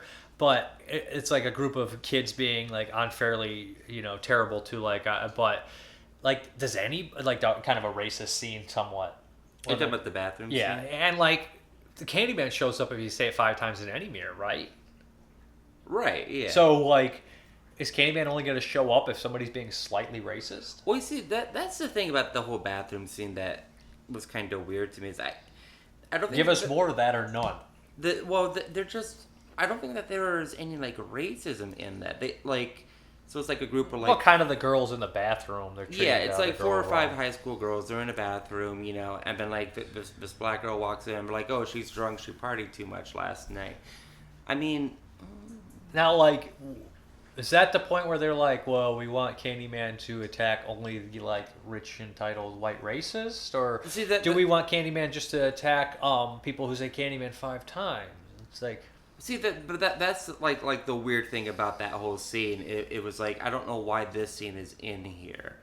Like, I guess they wanted it for like the kill count. I think they want to show that it's spreading out to everyone. Yeah, it was a very weird scene because the character that it happens to, like, yeah, she was at the gallery, she was a throwaway character, but then she has this, like 5-minute scene with all of her classmates getting killed, and it's like, does the people who get killed have to see the art exhibit? Well, no, because those other girls didn't see it. But they were directly tied to her. Does somebody who's seen it have to call forth Candyman? Yeah, maybe. It was just, it was weird. And like I said, you're gonna... It just wasn't fully explored. Like I said, I think that the script just needed to be reworked. I don't know if stuff was cut out or if stuff was added, but it feels like an anthology to me. Like there are like maybe 3 separate stories, and they tried combining them into one. The girlfriend disappears for a bit of the runtime, and it just focuses on the boyfriend. Then he disappears for the runtime, and it focuses on the girl and her career. And then it brings them back together, and it's like, okay. I mean, I do think it was cool, like how they brought Candyman not just in the mirrors at the end, and how he like was kind of almost like a high movie. That was scary. Candyman himself, it's very cool. Is really cool. It's as far as like a narrative construction, and I guess that's my big point. As a narrative construction, it's a good looking movie too. It's a good looking movie. It's told in a really poor way, and I don't know why that's the case. Because it's a lot better than Halloween Kills. I didn't have an issue I don't with hate Halloween Kills. It's just in terms of concept and like execution. Fuck, they both have their problems. I think Candyman's better though. See, I feel like the Halloween Kills. I think that I appreciate it, and narratively, aside for like the low in the middle of the hospital stuff, Evil dies tonight. You see, the acting was spotty, but when it comes to Halloween, I think the narrative of the Halloween Kills movie was fine. It makes sense, and you're taking like the Michael Myers grounded in realism, for like the first movie, and then turning him into the supernatural creature that he one had movie become instead in of 10 movies. all Yeah, the so other movies. I don't want to talk about Halloween Kills. Yeah, but you know, I'm just. I get it. I brought it yeah. up. It was my fault. Yeah, damn right. 7.5 for Candyman for me. I give it a 3 out of 5. A 6 out of 10. Okay. No, a 5 out of 10.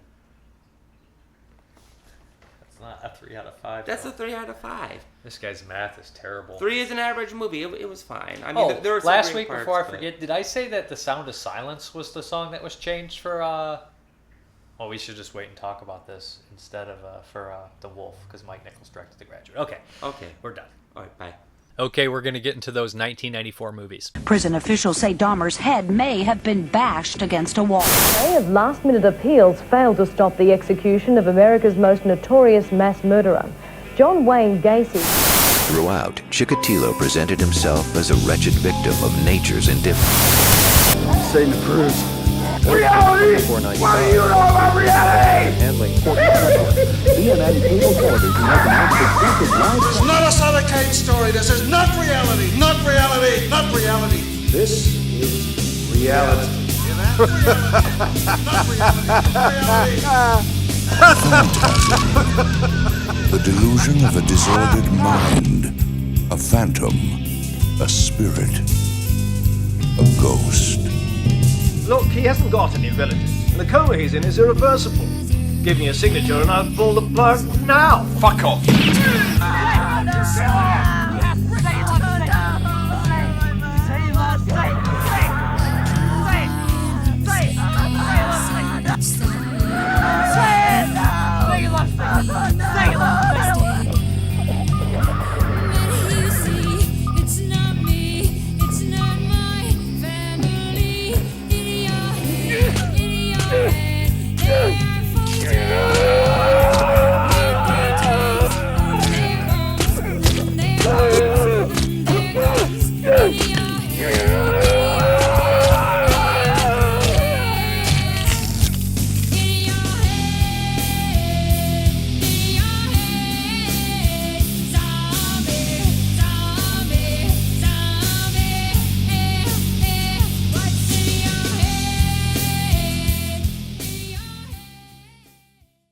All right, this first one from 1994 is Crest of Betrayal. And this is actually directed by the guy who did Battle Royale and Green Slime and a slew of movies. This guy is super prolific.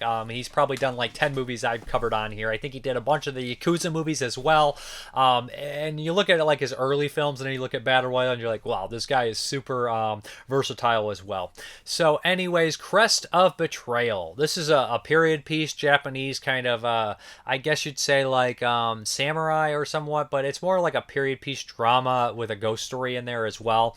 It definitely reminded me a bit of Qui-Gon, like some of the stories in that one. Is that the one I'm looking for? And that kind of aspect.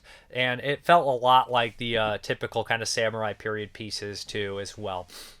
So structurally, this starts off in a little confusing kind of way because we have like plot-wise, we have a lot of these different characters and like factions of everything. But the gist of the plot is a lord basically tries to assassinate somebody up, kind of a master tries to assassinate a lord because he's crooked and he's not successful and he's put to death. And all his people that he follows are very upset by this and they want revenge. The main character is kind of like a bard. He kind of plays in like the main plaza, and a young a mute girl kind of is completely infatuated with him, but her father is kind of like somebody that works for the guy that his master tried to assassinate. So there's obviously some iffiness there. He does not want anything to do with this family or this daughter because he is kind of in love with a prostitute woman, and they're kind of like with each other and everything like that. And some foul play actually happens where the lord, who has the mute girl's father and mother and her family are kind of like do some horrible stuff. I don't know if that's their mother, just strange kind of, they're very strange. And they do some horrible things to sabotage a relationship and result in somebody dying. This man is actually torn up by this thing, and he starts he's kind of forced in this relationship anyways, and he's haunted. he kind of snaps, and that's when the whole movie kind of picks up. But there's also this whole subplot of like them trying to his former people that he knows trying to get revenge for all these kind of crimes, and he's kind of torn in the middle and everything, and he commits all these murders. It's just kind of a drama and stuff like that, but there is this like ghost element as well. There is a couple sex scenes in here, a couple scenes in the brothel and everything, and some people just, obviously some crooked people getting their just desserts, which is nice to see. There's a really effective scene, which I think was actually in the trailer, or the trailer clips I'm going to show, where when the main character kind of loses his mind for a minute, and he's kind of somebody's head rolls, and that scene is quite effective and almost is a little bit shocking, because the movie's not as violent as that till that moment. There is some supernatural aspects in a battle scene, which reminded me of Blind Woman's Curse from 1970, which I thought was really cool, where like almost like these blast of like snowstorm comes in and like throws people around. And during, he's like a main witness during these main battle scenes and everything like that in this takeover. Like I said, I don't want to spoil everything, but I feel like it's exactly what I'm doing. They use like classical music as a lot of the score, which is effective. There, like I said, I was angry during the actual initial thing, what happened to his wife and everything like that. But I think that this one's fairly decent. I think that it's well shot, it's well acted, it's well made. There is a little bit of setback, or I think, on it, just because like it starts off to the point where you have all these different characters, and it's hard to, they just throw you right in. Like, you don't know who anyone really is, you don't know who's in charge or what's going on, and you do eventually learn and kind of know what's going on. But at first, the first like 20-30 minutes, you're kind of like trying to find footing exactly what the story is here, until you eventually settle in and you're like, okay, I get the gist of what's going on. And it could have been told a little bit more simple than it was, if that makes any sense. But I thought this one was a decent, solid film with a couple cool moments at the end too. So yeah, that is Crest of Betrayal. Okay, this next one here from 1994 is a bizarre one. So this is this is Aswang, which they said the definition here: a Filipino vampire feeds on the unborn. And I haven't heard of this creature before, and probably because I had heard of this movie in passing. But so if you've ever seen the long-tongued creature that kind of feasts on unborn children, this is kind of this kind of mythical kind of creature, Aswang. And this is an American film though, I think it is an American, or westernized for sure. But anyways, this kind of follows the story of this pregnant girl who is offered this strange kind of this offer where her this rich guy says, well, I'm going to lose my entire inheritance if I don't have a child. I need you to come with me and act like you're my wife and give birth to this kid so I can get my inheritance, and then you can kind of move along. I'll keep the kid, and me and my wife will raise it, yada, yada, yada.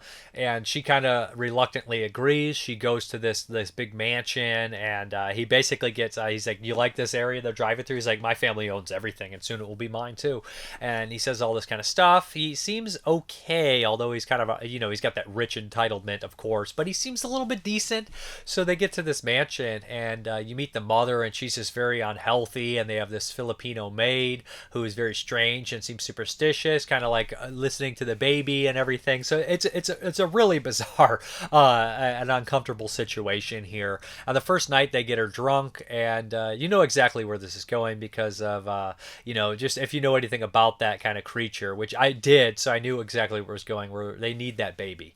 There's some kind of a scientist in the woods that's nearby, and he's finding all these strange kind of remnants of other things in the woods, and these like weird cocoon things. I don't want to spoil too much, but he ends up kind of encountering this family and everything like that. And soon enough, the pregnant woman realizes she's in great danger, and she's got to get the hell out of there, and she's going to fight back. And tongues will be slashed, stuff like that. Tongues will be cut off. People will have their heads smashed, and all sorts of crazy shit happens. It gets gory, it gets wild, and the subject matter obviously is going to bother people because we have this pregnant woman in peril, and the things that happen to her are really unnerving and gross, and it's just like it fits perfectly because we have like this rich family, hiding this nasty dark secret.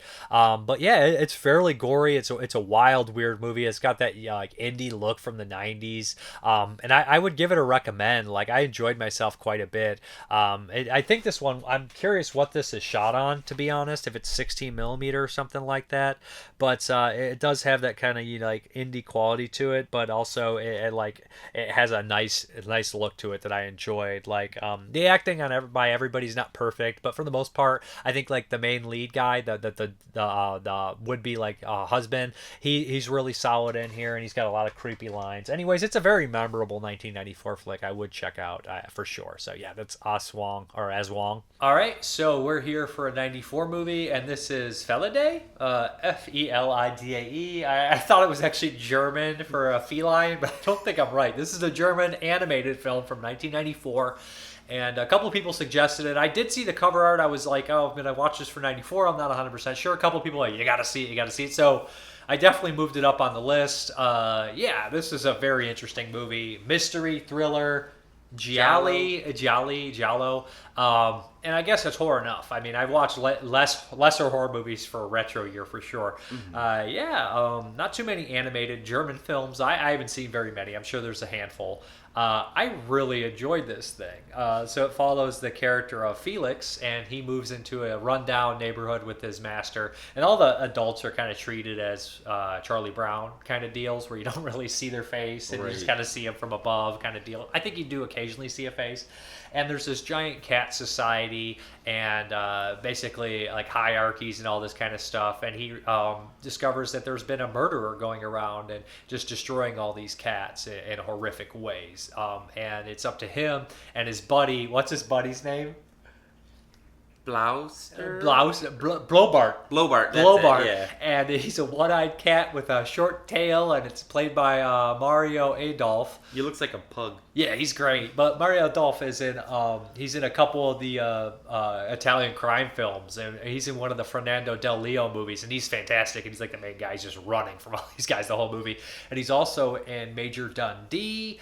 He's the guy who eats the cats in Bird with the Crystal Plumage. Same guy. Okay. Great actor, very good actor, character actor. So those two are the kind of mains, and they're just trying to figure out this case, and it starts to get to these really crazy places, including mad scientists and murder and worship and humanity. It's just insane. There's more humanity with these cats than the humans in the movie that you see. So what did you think of it, since you are the animated guy? Oh, I thought that was fantastic.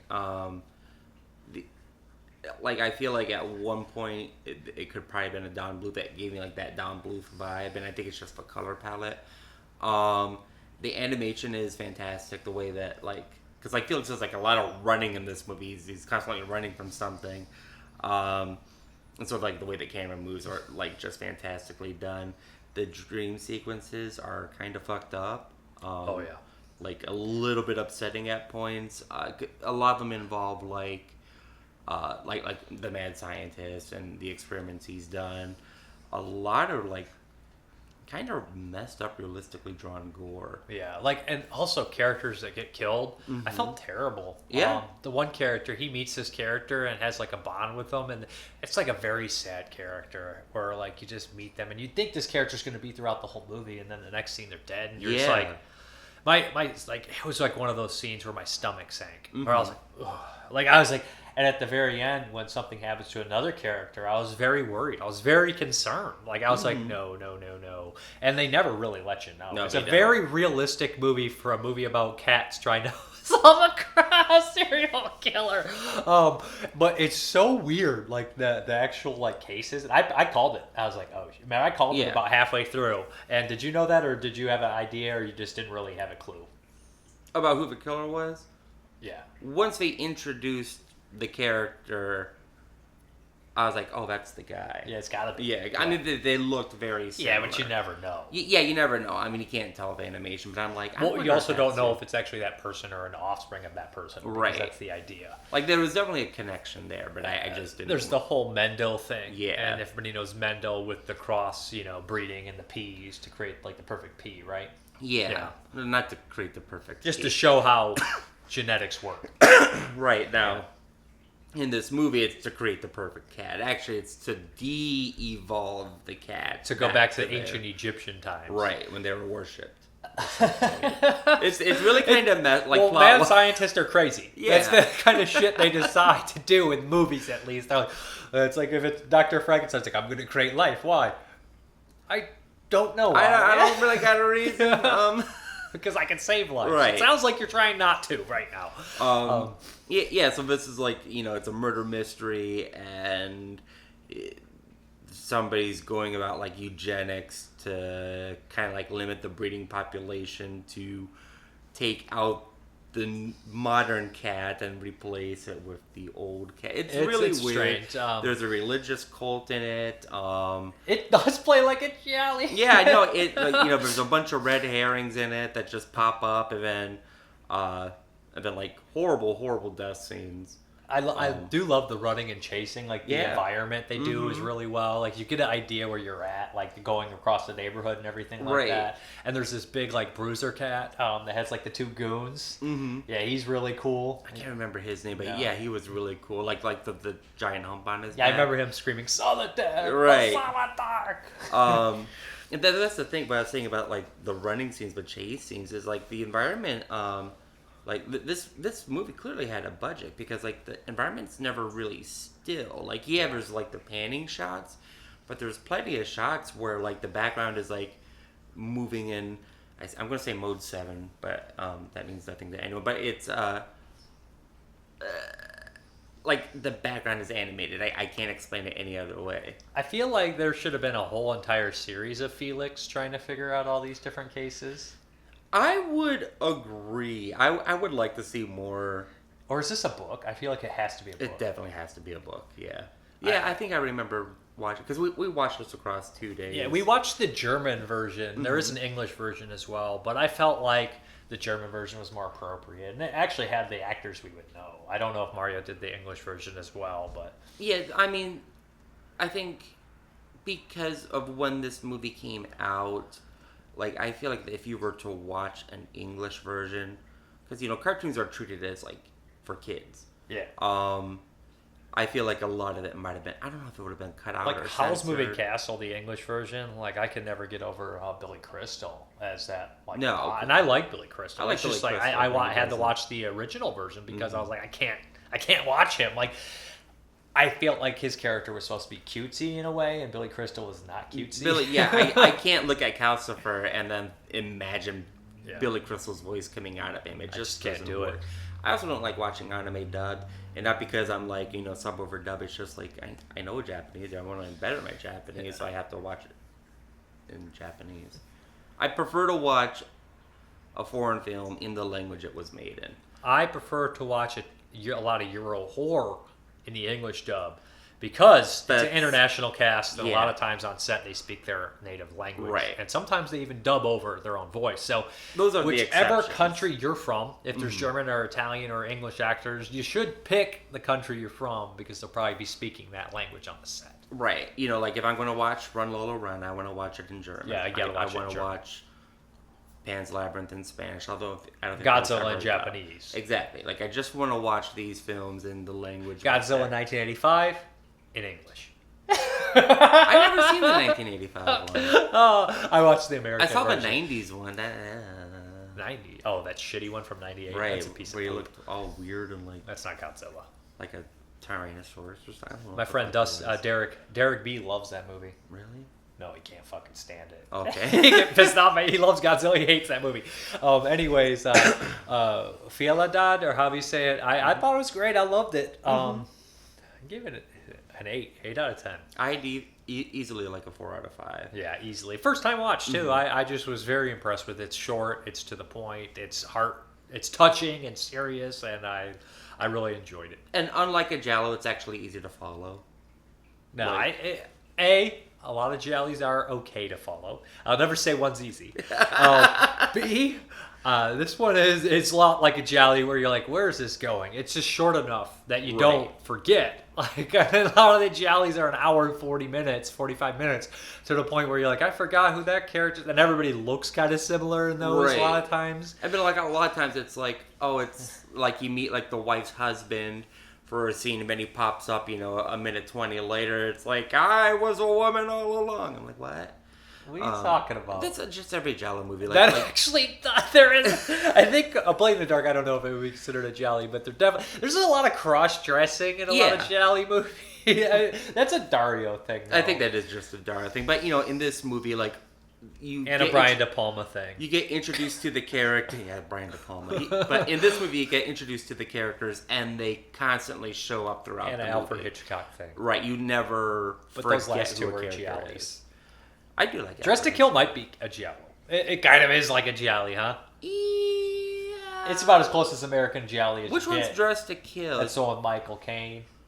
Oh, Yeah, that's the scene with the elevator is one of the best scenes I've ever seen with the reflection in the knife. I mean, that was cool, but I don't think a scene makes a movie. Yeah, it does. It can make a movie. It can? Okay. It definitely can make a movie. Make or break a movie. I'm not getting bored for 2 hours to enjoy 5 minutes. What is another one that is like that, where like there's a scene? I was gonna say, Cruisin' also can be considered kind of an American Gialli. I would say Cruisin'. Yeah, Cruisin's great. Yeah. I think Cruisin's better than Dressed to Kill, though. Personally, yeah. I'm just more of that. Well, Dressed to Kill. I think they're both great though, but that's like a mix of like Psycho and what's the Pulaski movie? Polanski. Which one? The one we watched. The Tenet. The Tenet. Repulsion. What's Repulsion? That's The Tenet is the one. Yeah. Repulsion's the one with the apartment. I mean, we haven't seen those movies in over a year. I've seen The Tenet. I mean, I don't know. Dressed to Kill's just Psycho. Anyways, Felidae, like I said, whatever it is. I don't know how to say it. And it's then quite good. I'm going to put the blooper at the end. Don't even mention it. Okay. Asking Alexa, my assumption was completely wrong. We're done. Bye. Okay, and now we're for You Ain't Seen. And this is my pick for you, and I keep ripping them off, and I picked another 1994 movie, and I picked Mike Nichols' Wolf. Starring Jack Nicholson, Michelle Pfeiffer, Christopher Plummer, James Spader, and who the hell, I can't believe I'm forgetting, Richard Jenkins is also in this movie. Richard Jenkins? He's the cop. He's the best. There's a cop in this movie? Yeah, the detective at the end. Don't you remember? He shows up. He's the guy from Bone Tomahawk and Shape of Water. And Cabin in the Woods. Okay, so before we start, last week when we were talking about this, we were talking about The Graduate for a split second. And did I mention, did you bring up Sound of Silence or Mrs. Robinson when I said Simon and Garfunkel? You brought up Simon and Garfunkel. I brought up The Graduate. No, I brought up The Graduate because it was Mike Nichols. You brought up The Graduate. I brought up the song. Were you talking about Sound of Silence? No, I was Mrs. talking Robinson? about... No, not Mrs. Robinson. The song I was talking about was... Because someone left a comment where they're like, I think the song you're talking about is Mrs. Robinson, and I was confused because I don't remember... I don't know why we were talking about something that wasn't Mrs. Robinson, because Mrs. Robinson was a song where the lyrics were changed, I believe, to fit The Graduate because the main character is Mrs. Robinson. And I'm just like, was I completely off base talking about a completely different song? The song about the freshmen. We were merely freshmen. What? You didn't even bring that up last time. That's what I meant. I didn't know you said Simon and Garfunkel. Yeah, because Simon and Garfunkel made the music for The Graduate. I'd never seen The Graduate. But I was talking about The Graduate. You were talking about We Were Merely Freshmen? Yeah. But that has nothing to do with Simon and Garfunkel or The Graduate. Except you graduate. I guess, I was thinking like freshman and then you become a graduate. We were merely freshmen. Yeah, is that the verb? The verb.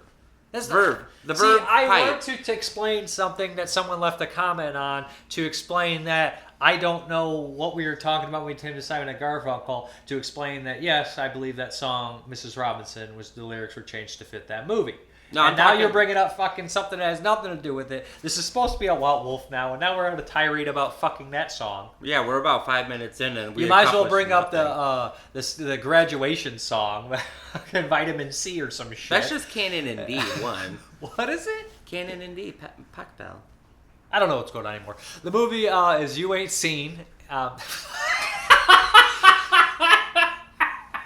We're done. We're never doing this again. Okay. The movie is Wolf. It was my pick. 1984, directed by Mike Nichols. I already named the cast. So this is kind of a modern retelling of the Wolfman story with Jack Nicholson being an overaged, what is he? He's a book publisher or editor. He's the main editor for this book publishing place. And he's kind of being pushed out by the younger crowd. One day on the way home from work or whatever hell he's driving, he gets bit by a wolf.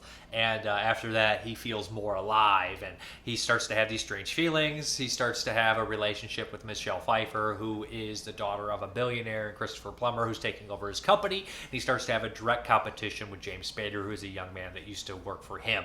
And they're kind of fighting for this role. And oh yeah, he's also a fucking werewolf now. So, yeah, that is the plot. Jack Nicholson is one of the best actors of all time to me. He is super iconic. I love Jack Nicholson. I could watch him read the phone book, which I... Did I make that joke last time? I think you did. Did I say, actually, Anderson? If you're one of your 3 jokes. I wrote that one down to save it for later. But I already used it up. Don't wrap it too tightly. I'm hungry now. Okay, so I don't know why that made me think of that. Anyways, Wolf. I'm unhinged right now. I have no direction right now. So anyways, what'd you think? I thought it was fine.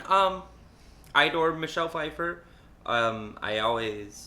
Before I forget, I should mention that one of the writers who worked on Batman Returns wrote part of this movie, which is fucking hilarious. There's elements that I think are definitely there. Basically, spoiler here. There's any old movie what we talked about together we're going to spoil. So any Michelle Pfeiffer is the only person to play a Catwoman and a werewolf. Yes, at the same time. Very close. Very close. Because these are what, 3 years apart? A couple of years apart, yeah. I think Batman Returns is 91 or 92. Yeah, somewhere around that area. Which is my favorite iteration of Batman. I got a thing for Danny DeVito though, but I don't want to go on a tirade. No, I thought that this was like a fantastic movie.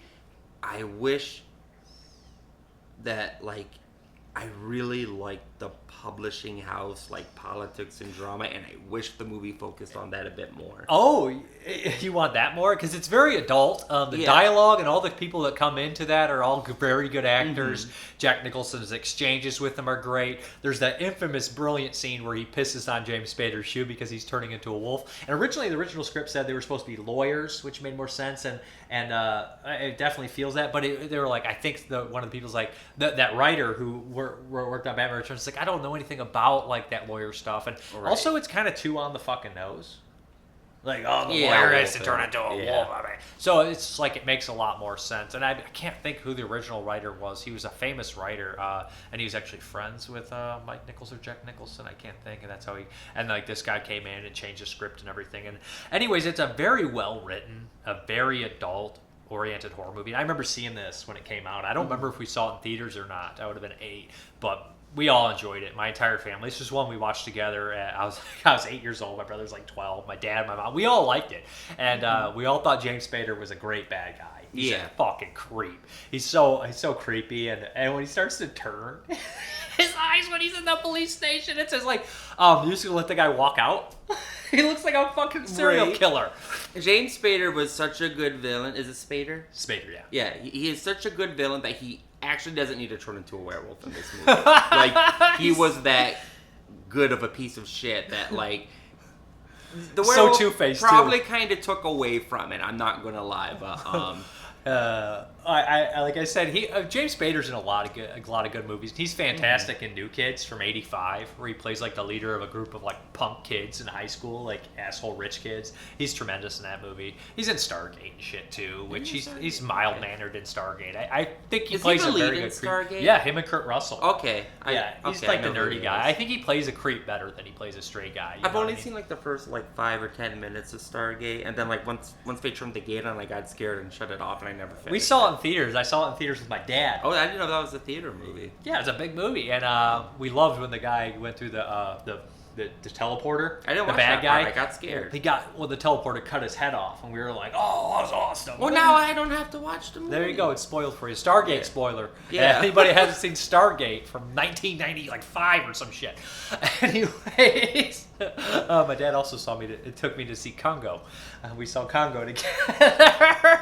Congo's a fantastic movie. And me and my dad saw the dumbest fucking movies together.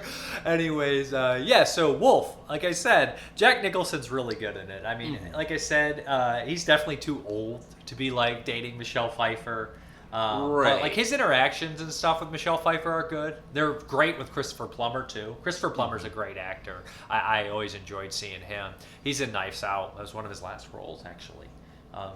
I didn't see that one. He's in a lot of movies. Yeah, I went to the theaters and saw it with somebody else, and you were like, "You said you were going to go with me." I saw it with Dustin. Right? Yeah. I'm like, well, I'll never see it now. I think I bought the Blu-ray, or did I buy it? I don't remember. I don't know. Anyways, like we're not talking about Wolf at all. The score is also very memorable. I like it's like that kind of like beating, like it's a rising score, like and it like picks up. It's almost like very animalistic and speeds up. Mm-hmm.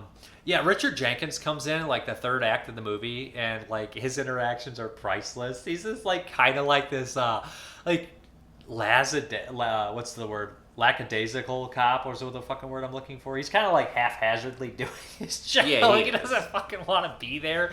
He's very funny, very entertaining. And there's that great joke with the booze, where they can smell booze a mile away after their turn. Well, that's kind of why I like the publishing house stuff, is because you do have like a cast of characters in there. I mean, like the secretary, that little guy from Frasier. Oh yeah, David Hyde Pierce. Yeah. Yeah, you got and there's like a few other characters. And so they're constantly like interacting with Jack Nicholson. Like you get to see the interactions like with him when he's just like a tired old man, and then like when he's the wolf and he's like kind of like hyping them up, and like. I think that's why I like the publishing house stuff so much, is because it's all these characters and they're getting excited because Jack Nicholson's doing much better. And they all like him. They all love him. Yeah, they all like him, and like some of them are like, oh, we're going to leave with you, if you get fired from the job. There was like the old writer actress. She was fun. I thought she was fun, so it's like I wanted to see more of her.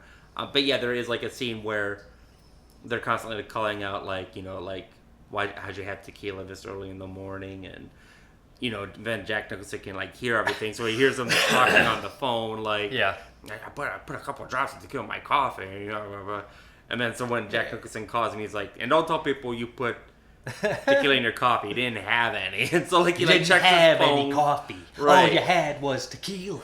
But it was... It's a bad Jack Nicholson. Yeah, it sounds like a Christian Slater. What's the difference? Yeah, right. I'm going to bring in Heather's. Just you wait. Yeah, because this is the third sequel to Heather's. What the fuck are you talking about? This is when Christopher Slater's all old. Yeah, exactly. The special makeup effects are done by Rick Baker. He didn't do the animatronics though, although he should have. Because how the fuck do you have Rick Baker in your movie doing the special effects, and he's the guy who did American Werewolf in London, the best transformation of all time for a werewolf, and don't have him do your animatronic wolves in the beginning? Like, that's so weird, because like they already had somebody else doing it. Yeah, like the animatronics, they were okay, but like the werewolf makeup isn't very over the top in this. It's very subtle. It's not even Jack Pierce style makeup from the Wolfman. It's not even that caliber. It's less, like, very subtle. And I think that they're kind of hinting that they eventually turn into these wolves, like these big wolves. I think so. Because at the very end, the ending, was a bit odd. It was like call the loud shit, like Michelle Pfeiffer channeled her inner Catwoman. This movie made me want to watch Batman Returns. I'm not gonna lie, I love Michelle Pfeiffer.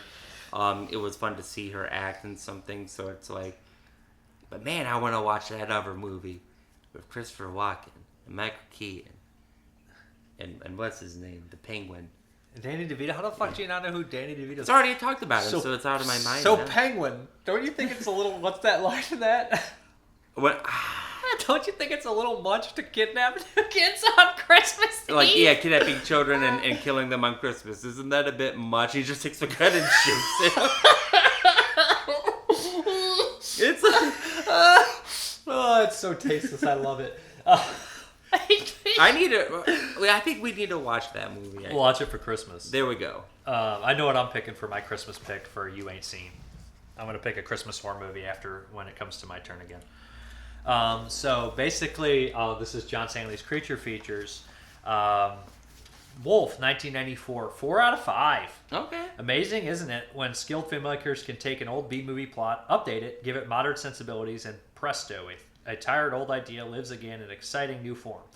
This is nothing more than a remake of The Wolfman, with Jack Nicholson as a fiction editor who is bitten by a wolf one snowy, stormy night and slowly transmorgrifies. What is that? A fucking word I've never seen. You ever seen that word? Transmorgrifies? Yeah, never seen into a hairy creature with all the symptoms and anguish of Lawrence Talbot. However, it's full of excellent dialogue by Jim Harrison and Wesley Strick and stylish makeup effects by Rick Baker. And director Mike Nichols proves he knows his genre by giving Wolf an odd atmosphere. And Michelle Pfeiffer is superb as Nicholson's lover. A hell of a good film. James Spader, Kate Nelligan, Richard Jenkins, Christopher Plummer, Eileen Atkins, music by Ennio Morricone. Oh, and that's another thing. Ennio Morricone does the score. That's why it sticks out as memorable. I did enjoy the score. Man. I'm like torn at like a 7.5, somewhere around that. Are you doing Nicholson again? What do you mean? Your voice? No.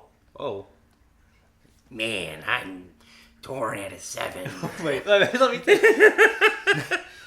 When you rip a dime in half, Martini, you don't get 2 nickels. You get shit. Try smoking it that way. Would you know the movie? Yeah. What is it? Heather's 8. Shut up. How could it's made in 1975 or 77? How could it fucking be Heather's 8? Okay. Okay. Yeah, I give this like 4.5. Out of 5? Yeah. You love it? I really liked it, yeah. As much as I bitched about it last week because I didn't want to watch any movies Told you last week. it's a serious adult horror film that is well made. Like, they should make more horror films. They are now making more horror films for adults. But it's just so... I bet it was so fucking refreshing after, like... It was before Scream and stuff. And then, like, after Scream, it's like... We got back to teens again. You always like these, like, weird, like, sex horror stuff. And I'm like... Oh, man, I don't want to watch it. I don't care about... This man dressing up as a girl and killing Like, dressed to someone. kill? Like... Although, I will say that I think Pin... When we had to watch Pin... I never wanted to die so much in my fucking life. I was like, I'm fucking done. I liked Pin fine. This is a Lifetime movie. I don't want to watch this. I'll give Wolf 7.5. Then maybe I won't make you watch Red to Kill if you don't want to see any sex horror stuff. So what are we watching next week? So next week, because it's December, so we have to go with something seasonal and appropriate, and, distinctly I remember it was in the bleak December. With the fuck are you separate doing? dying Just give me a ember movie. wrought its ghost upon the floor. So nothing says December better than, like, movies with birds in them, like The Raven. What? And I want to watch a Peter Lorre movie, and Peter Lorre is in The Raven. So let's watch. Didn't we already watch The Raven? We did. So I can't pick The Raven, so we're going to pick Maltese Falcon. What the fuck is your problem? I thought you were going to pick Comedy of Terror. No, I said Maltese Falcon. We're watching the Maltese Falcon. That's a John Huston movie, right? I don't fucking know. John Huston's on I haven't seen it. Treasure of Sierra Madre, which I definitely want to watch. I think eventually. it has Humphrey Bogart in it. It's definitely got Humphrey Bogart and Peter Lorre. Peter Lorre, and I saw probably a bunch of other amazing actors. And right. This is a blind spot because neither of us has seen Maltese Falcon, which is terrible because I told you guys I watched Zombie Bloodbath 2, Rage of the Undead, but I ain't seen Treasure of Sierra Madre or Maltese Falcon. Well, I want to see... I just want to watch more Peter Lorre movies. We got Mad Love, too. I want to watch that. We've seen M, and I've seen a couple of the film noirs where he pops up in, too. Obviously, The Raven. What else? Oh, what's that one? Arsenic and Old Lace. He was in that, yeah. He was great in that. He was fantastic in that. That movie had me laughing so hard. Right. It's a great movie. I think that this one's a bit more serious, I think. I don't know. Yeah. I don't know. I'm curious. I've actually only seen a handful of Humphrey Bogart movies, but I'm going to be honest. He's great. I've seen him a couple of times. He is so witty, and his one-liners are so funny. Like, he's got that dry sense. Like, when people you know what, him, guys? like, we're just going to review the movie now. So. Yeah, we haven't seen it. Yeah. Peter Lorre is really creepy in it. Yeah, he's got those eyes, and that like weird voice. Yeah. Like I'm just going to tell you everything about every actor in the movie. Give me my phone. I'm going to look up the movie. I'll read the plot. Okay, so we're done. Right, bye. All right, let's get into these questions, comments, concerns, all that jazz. So anyways, Nick Mua, firstly, Mrparka, tasteless, impossible. Maybe in the Donnie Darko tangent universe, we all know you're the Epitome of good taste, sir. That's right. Daughter of Darkness. Epitome of good taste. Secondly, though, Black Friday is gaining popularity here. So basically, I asked what was the best item, movie-related, you got for Black Friday. Secondly, though, Black Friday is gaining popularity here in Belgium. I haven't participated yet and splurged maybe splurged maybe next year. Lastly, will you make new segments be guess which tank top is the slutty one? Yeah, because somebody basically said something about the slutty tank top. Or I should be wearing the slutty tank top if I was doing a Robert De Niro impression. Whatever. Are they all slutty? Are guys like, I mean, the term slutty was always like a derogatory term used as like a female person that slept around, which was completely inappropriate. But like, I guess it's for males and females. So the slutty tank and objects can be slutty now. Questions: what kind of Home Alone booby traps would you install, sir, to secure your house? I mean, all those booby traps just basically would kill someone. I don't know if I install any booby traps for my house. I don't know. I mean, a gun, I guess, if I was really worried about somebody breaking in. I think that's the best booby trap of all. Please name a few of your favorite New Year's Eve horror movies. Really, when it comes down to it, the only one there is New Year's Evil, and it's not a favorite of mine. People are always like, gotta watch New Year's Evil for New Year's Eve, and I'm like, nah, I'm good. I watched that movie once. It's not horrible. It's not great. It's a very mediocre slasher movie that people, I mean, the best, I mean, they're so lucky they named that New Year's Evil, that movie. I'm telling you. Because otherwise no one would talk about that movie. I guess the crank caller being like, evil people like, but I don't really have any New Year's horror films. I can't think of any, you know what I mean? I'm sure there's a couple here and there. But does End of the Line take place on New Year's? I feel like that one might, because like the whole changing over. Let's go End of the Line if that's a New Year's horror film. I think it might be, and that's a great film. So, are you more of a Santa or Krampus style dude during the holidays? When it comes to kids, I'm more of a Santa guy. Like, I like buying like nieces and nephews presents and everything like that. Because I don't have my own kids, so it's like nice to give them presents, and I think that kids need presents. But when it comes to adults, I'm like, why are we doing this? We're just like basically exchanging gift cards, or just like, here's this and stuff. Like, I don't get into the spirit of giving gifts to like adults anymore. I know that's shitty. I'm just like kind of annoyed by it. It's just like, why are we doing this? We're just exchanging gift cards, and it just seems kind of silly. So I think there's some kind of construction going out outside. I don't know if you guys can hear it or not. So he says, I can recommend Come True, and I've watched it this Halloween and really enjoyed it. Bizarre, dreamy, but enjoyable. I hope you enjoyed Thanksgiving. Yes, it was all right. Okay, so then we have Ken Coakley. This Black Friday was pretty weak for me, as I'm pretty much broke, but I did manage to get a couple of box sets that have been around for a while. One of them was the Christopher Lee Euro Crypt set, and I finally got that Alfred Hitchcock 17 disc set. I wanted the one that was shaped like the Bates Motel a few years ago, but it went out of print very shortly. Those are both good buys. My favorite Hitchcock film, Rope, was in this set. I strongly recommend it for people who like films that take risk. The whole movie was supposed to be shot very quickly. It was even rumored to be a shot in one take. It takes place in one area in one day. I love movies like that, such as American Graffiti, Dazed and Confused, and my favorite, Night of the Living Dead, which you can't beat Night of the Living Dead. I absolutely adore that movie. I do have a Hitchcock set. I don't know if I have the one with the TV stuff on there because there's two different sets, but I mean, that set's great. I've watched a couple from it. I need to watch more Hitchcock, you know.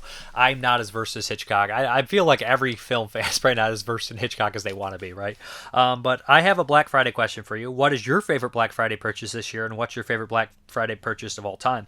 This is kind of a cop-out here, but it's the Vinegar Syndrome yearly subscription. And I know a lot of people are like, that's too expensive. Like, their releases are too expensive. I don't want to pay $8 for cardboard. I don't buy, like, if it comes with the slipcover, I buy it. But I don't buy slipcovers, you know, add a slip. I don't typically do that. But let me be honest here. Like, I know, like, a lot of people don't want to do that. I would really recommend doing the yearly subscription, because you save up the money and you get it, and whatever you don't like, you can sell, because that stuff eventually is gonna be worth more, because people are paying, or just sell the slipcovers in the yearly subscription to make up a huge win. You know what I mean? Like a huge loss that you think you took in the very beginning, because just selling the slipcovers will probably get you like 20% of your investment back if you sit on it. I know that a lot of people don't have that kind of money sitting around, and I don't typically. I save for it and everything. But yeah, so I would recommend just buying the yearly subscription and selling the stuff you don't like when it's a little harder to get with the slipcovers and everything. Wait till it's sold out or something on some of the bigger titles you don't care for, and I think you can make your money back. And I know that a lot of people don't want to hear that, but that's what I would recommend. And that's my favorite purchase from Black Friday, and it was my favorite purchase from Black Friday last year. Chet Turner and Chinese Torture Chamber sounds like a lot of fun. Interview with the Vampire is an excellent movie. I really enjoyed it. The Maniac, glad to see you picked up Dracula Dead and loving it. My brother and I loved that movie when we were kids and still do now. His wife still makes fun of him for that. Hope it holds up for you. Me too.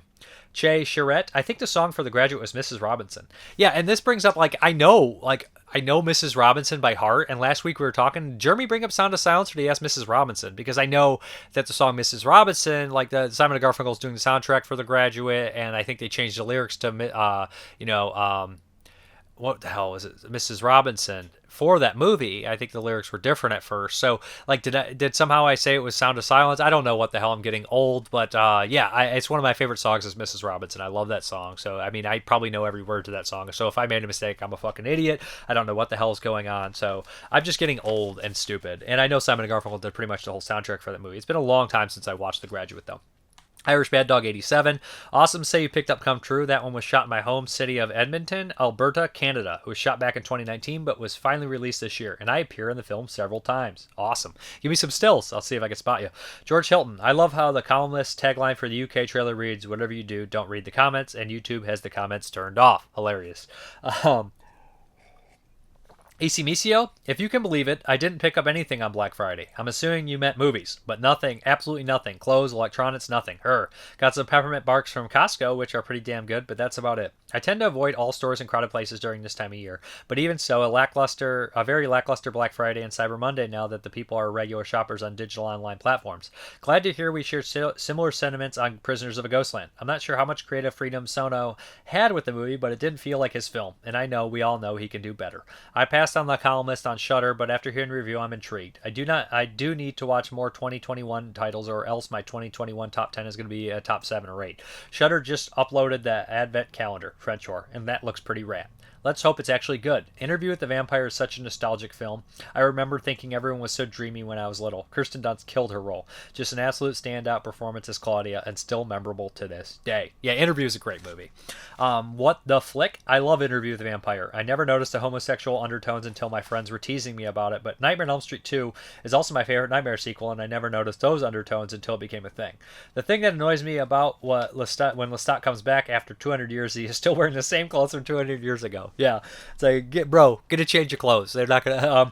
As far as the homosexual undertones, as a kid, I probably didn't register. I was 8 years old, and I definitely didn't in Nightmare on Elm Street 2 as a kid. Because I saw those movies and I was 7, 8. You don't register that kind of stuff when you're 7 or 8 years old. I didn't, at least. Maybe they do now. Maybe kids are smarter. I don't fucking know. I didn't register it until I probably hit about 15 or 14, 15. You watch it, you're like, oh yeah, I see it here. I would probably register it more in stuff like Fright Night too. Okay, Cortex Expansion. Agreed about Christian Slater. Grew up seeing and loving him in True Romance, Pup Up the Volume, Heather's Hard Rain, which I'm glad you mentioned, as that one was a favorite, one of my favorites that I feel is really great, and many more. I wish he had more roles later on. He is a fantastic actor. Also glad to hear you review the recent Severin post-apocalyptic films, as actually all 3 of those released are oddly blind spots. I'm definitely picking them up once I recover financially from the Black Friday sales. Love hearing the reviews, man. Thank you very much. And good name, Cortex Expansion. Jason Hammond, VH Vinegar Syndrome subscription. This is the Black Friday thing you got. And Johnny Lee Johns, same. Zach Puccinelli, I don't really get anything for Black Friday, but I did buy the Camel Keaton in Italy a few weeks back. Salvador Funkenstein, I think the items I am the most hyped for are Shatterdead, Bloodletting, and Ebola Syndrome. Very cool. Peter England, make sure I turn the page right by the mic so it picks up for you guys, right? Peter England, Game Night on Blu-ray and Narcos Season 2 and 3 on DVD, all each for £3. David Gibson, I had pre-ordered the Vinegar Syndrome package, but was really excited that they announced Ebola Syndrome as one of the secret titles. This was my short list of films that needed a restoration. Can't wait to see it. Me either, I love that movie. Cody Lee Harden, I got Coneheads, a book I found at the used media shop for $2.99 plus 20% off. Ryan Matthew Ziegler, I grabbed Trauma and Lamp from the Vinegar Syndrome sale. Matthew Humphreys picked up 2 films that I have wanted to see for years that were low in numbers are now sold out from Vinegar Syndrome. Summer of Fear starring Linda Blair and The Undertaker starring Joe Spinell. Mark Jones, I tracked down a copy of Massacre Videos Hunters. Oh, that's been out of print for a while. Derek B, the orange cone I bought for my mom at Home Depot. Best $1.81 I ever spent. Shajin Barbarian, I'm pretty happy about the Bulla Syndrome and Tix 4K from Vinegar Syndrome. Also, The House on the Edge of the Park and Night of the Demon from Severin. Great stuff. Jason Siegel, 1917 Blue for $6 at Target. Only Black Friday special I took advantage of. And question of the week. So, I want you guys to give me one horror film not streaming or on Blu-ray. So here's why I'm doing this. I watch a lot of stuff that's not streaming or that's not on Blu-ray, and I cover it. I just feel, me and Moods always joke about it. Moods always says, nobody talks about a movie or wants to watch a movie unless it's on Blu-ray. It doesn't exist. And I always feel the same way about that. But I also feel the same way about a movie not existing if it's not streaming. So many people talk about stuff. Well, it's not streaming. And I'm not trying to shame people for not seeing stuff. That's not my point at all. But you'll see people be like, I just watched Pumpkinhead or Hellraiser. This is crazy. I never heard of it. And it's just like a streaming. It's just yes, but how do you not hear of Pumpkinhead or Hellraiser even before, even if you haven't seen it? It's just very strange to me that people just let the streaming platforms and every label dictate what they see or what they seek out. I understand that not everyone has access, I guess, to but people need to just look up years of horror films and see the top horror film that they never heard of and just be like, oh, what the hell is that? I better check that out. I better look into that, because quality is not predicted about what's released. I know that does sometimes, the more popular movies will definitely get a release, but not always. A lot of movies that were amazing masterpieces back in the day just have rights issues, or they just haven't got the treatment, or their elements are lost. So it's nice to seek out movies and find them. And horror films that, it's just kind of a shame when I see that every movie that everyone is always talking about is something that was recently released or is streaming. And I know, obviously, I do it too. I cover a lot of the new releases, or I watch a lot of the streaming stuff, but I try to sneak in a couple movies. If I'm doing a retro year, I always hit those movies up. The movies that aren't widely available, the movies that are kind of obscure, because I'm interested in seeing them. I'm interested in kind of checking those out for sure. And sometimes I'll throw in a couple movies that only have a DVD release, things like that. Or movies that I just, this director did this, and all his other movies are released. What about this one? That's what I'm kind of curious in. I mean, I love watching, a lot of the new releases to see what they cleaned up and added in the special features, or maybe something I missed for years, and I'm just very excited to check it out. I also love watching some of the newer films streaming to check it out. It's very cool, very convenient. But at the same time, I basically kind of live to just discover something that I never heard of and seeing it and be like, oh, that's awesome. Because there's nothing better as a film fan to find movie that you've never fucking heard of, and it's awesome. And you just want other people to talk about it. You want it to get, some recognition, and you want other people to talk about it. Not that I'm going to be like, oh yeah, I've seen this and everybody loves it all of a sudden, because I don't obviously have that kind of pull.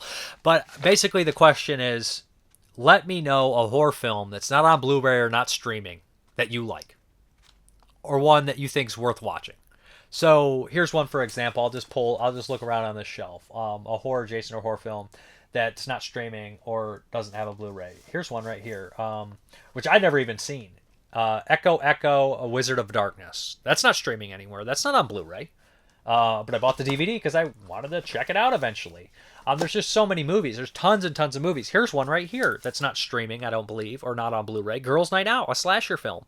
So there's so many movies out there. There's so many films everywhere that aren't streaming or aren't on Blu-ray. And people just, how many times are we going to review the Friday the 13th movies? Give me some movies, man. Give me some movies that are on Blu-ray. Maybe they're stuck on VHS. Maybe they're stuck on DVD. Maybe they never had a fucking release. If it ain't on Blu-ray, it ain't streaming, give me a title, okay? Let me pull out another one here. This one has a Blu-ray release, so I just pulled one out. This box set here, I've never watched these movies. I've always been, that doesn't sound good at all. Sometimes cases, these crazy cases like this, yeah, it's got a little broken thing in the case. That's always aggravating when you hear that, right? It's fine. None of the discs are rattling, but some of these things, like these 3-disc sets, always have the shittiest packaging in there. I never even opened the top, but still rattling. These don't have any Blu-ray or DVD in there. And I've not heard many people talk about these movies. I'm very interested in stuff like that. I hate that. Like all the discs are intact in there, but there's rattling. This is the problem with the collector. There's a little piece of plastic from the inside of the case that broke, which actually happened to my Daughters of Darkness DVD cover case, and I had to replace it. But those universe cases are the longer ones, so it's a pain in the ass to replace those cases. So that stuff never lasts. I take care of my stuff, but still, 20-year-old discs, they don't always last. The cases especially. So give me a movie that is not on Blu-ray, a horror film not on Blu-ray or not streaming that you like. There we go. Very easy. And let's hop into the update. All right, I have a quick update for you. Starting us out is the 4K of I Spit on Your Grave, 1978. It's a classic movie, of course. Yeah, I haven't got a chance to even watch the new Blu-ray. But Ronin Flix did offer a discount if you did buy the box set. They give you like $20 off the 4K. Because that was very nice of them. Obviously, I would have felt kind of a little ripped off. Sometimes that happens. You buy a Blu-ray and then the 4K comes out 2 days later, and you're like, oh man. But yeah, so they did offer a discount on here. So, anyways, I Spit on Your Grave. I'm a big fan of this movie. I know it obviously divides the audience for sure. But yeah, anyways, I Spit on Your Grave. Then we have another 4K. Way to follow up I Spit on Your Grave with Home Alone on 4K. Somebody just asked a Home Alone related question this week. Anyways, this is a classic movie. I love Home Alone. Very easy to watch. One of my favorite Christmas movies, of course. Home Alone. Grew up watching this. And then we have some Blu-rays here. We have the Kindred from Synapse Films. Yeah, the Steelbook. This is a really fun movie. It's been years since I watched it, but I remember Rod Steiger being absolutely over the top and ridiculous in here. So anyways, this is the slipcover, and the steelbook is underneath. I think I have all the Synapse steelbooks. Anyways, cool flick for sure. The Kindred. Very happy to finally see that on Blu-ray. We have Steel Dawn with Patrick Swayze. This is part of the Vestron Collector Series. And I actually saw this movie years ago, and isn't Brian James in here as well? I don't love this movie, honestly. I thought it was kind of lackluster, but it's been a long time since I watched it. I might have a completely different attitude about it. I'm just kind of surprised to see this hit the Vestron Series. So anyways, I have all of them, and I was just like, I'm willing to give this another shot for $12. So anyways, yeah, that is Steel Dawn. Post-apocalyptic movie. Then we have a DVD here, The Stewardess, which is still sealed. This is, I believe, a Hong Kong flick.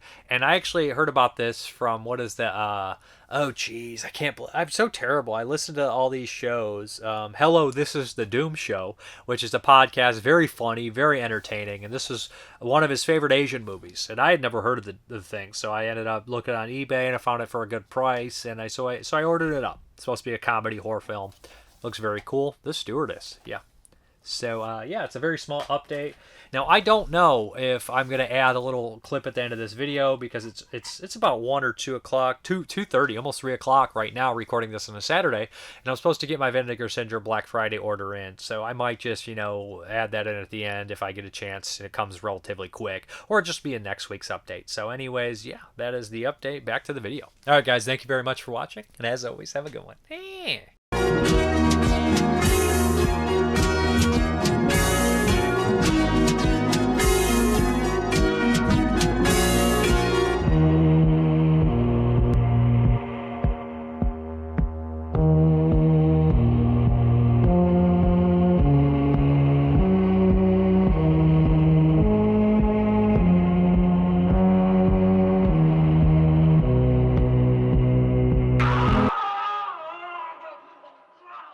Okay, guys, we're going to hop into that update.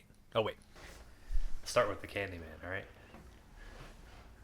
Oh, I can't sleep. I can't. You'll do Candyman because I didn't talk about it. You're going to just be here. Oh, you dumbass. Oh, yeah, okay. How do you say it? Oh. Felidae. I didn't actually read what it said. Felidae? Look it up real quick. It's not in the book. Felidae? It's feline in German, I think. Alexa, how do you say feline in German? Feline in German is Katzenartiges. Bitch! That ain't fucking how you say It's Felidae. Felidae. I just don't know exactly how to say it. Spell it. Felidae. Felidae. Yeah. I would say Felidae. Felidae. Okay. Yeah.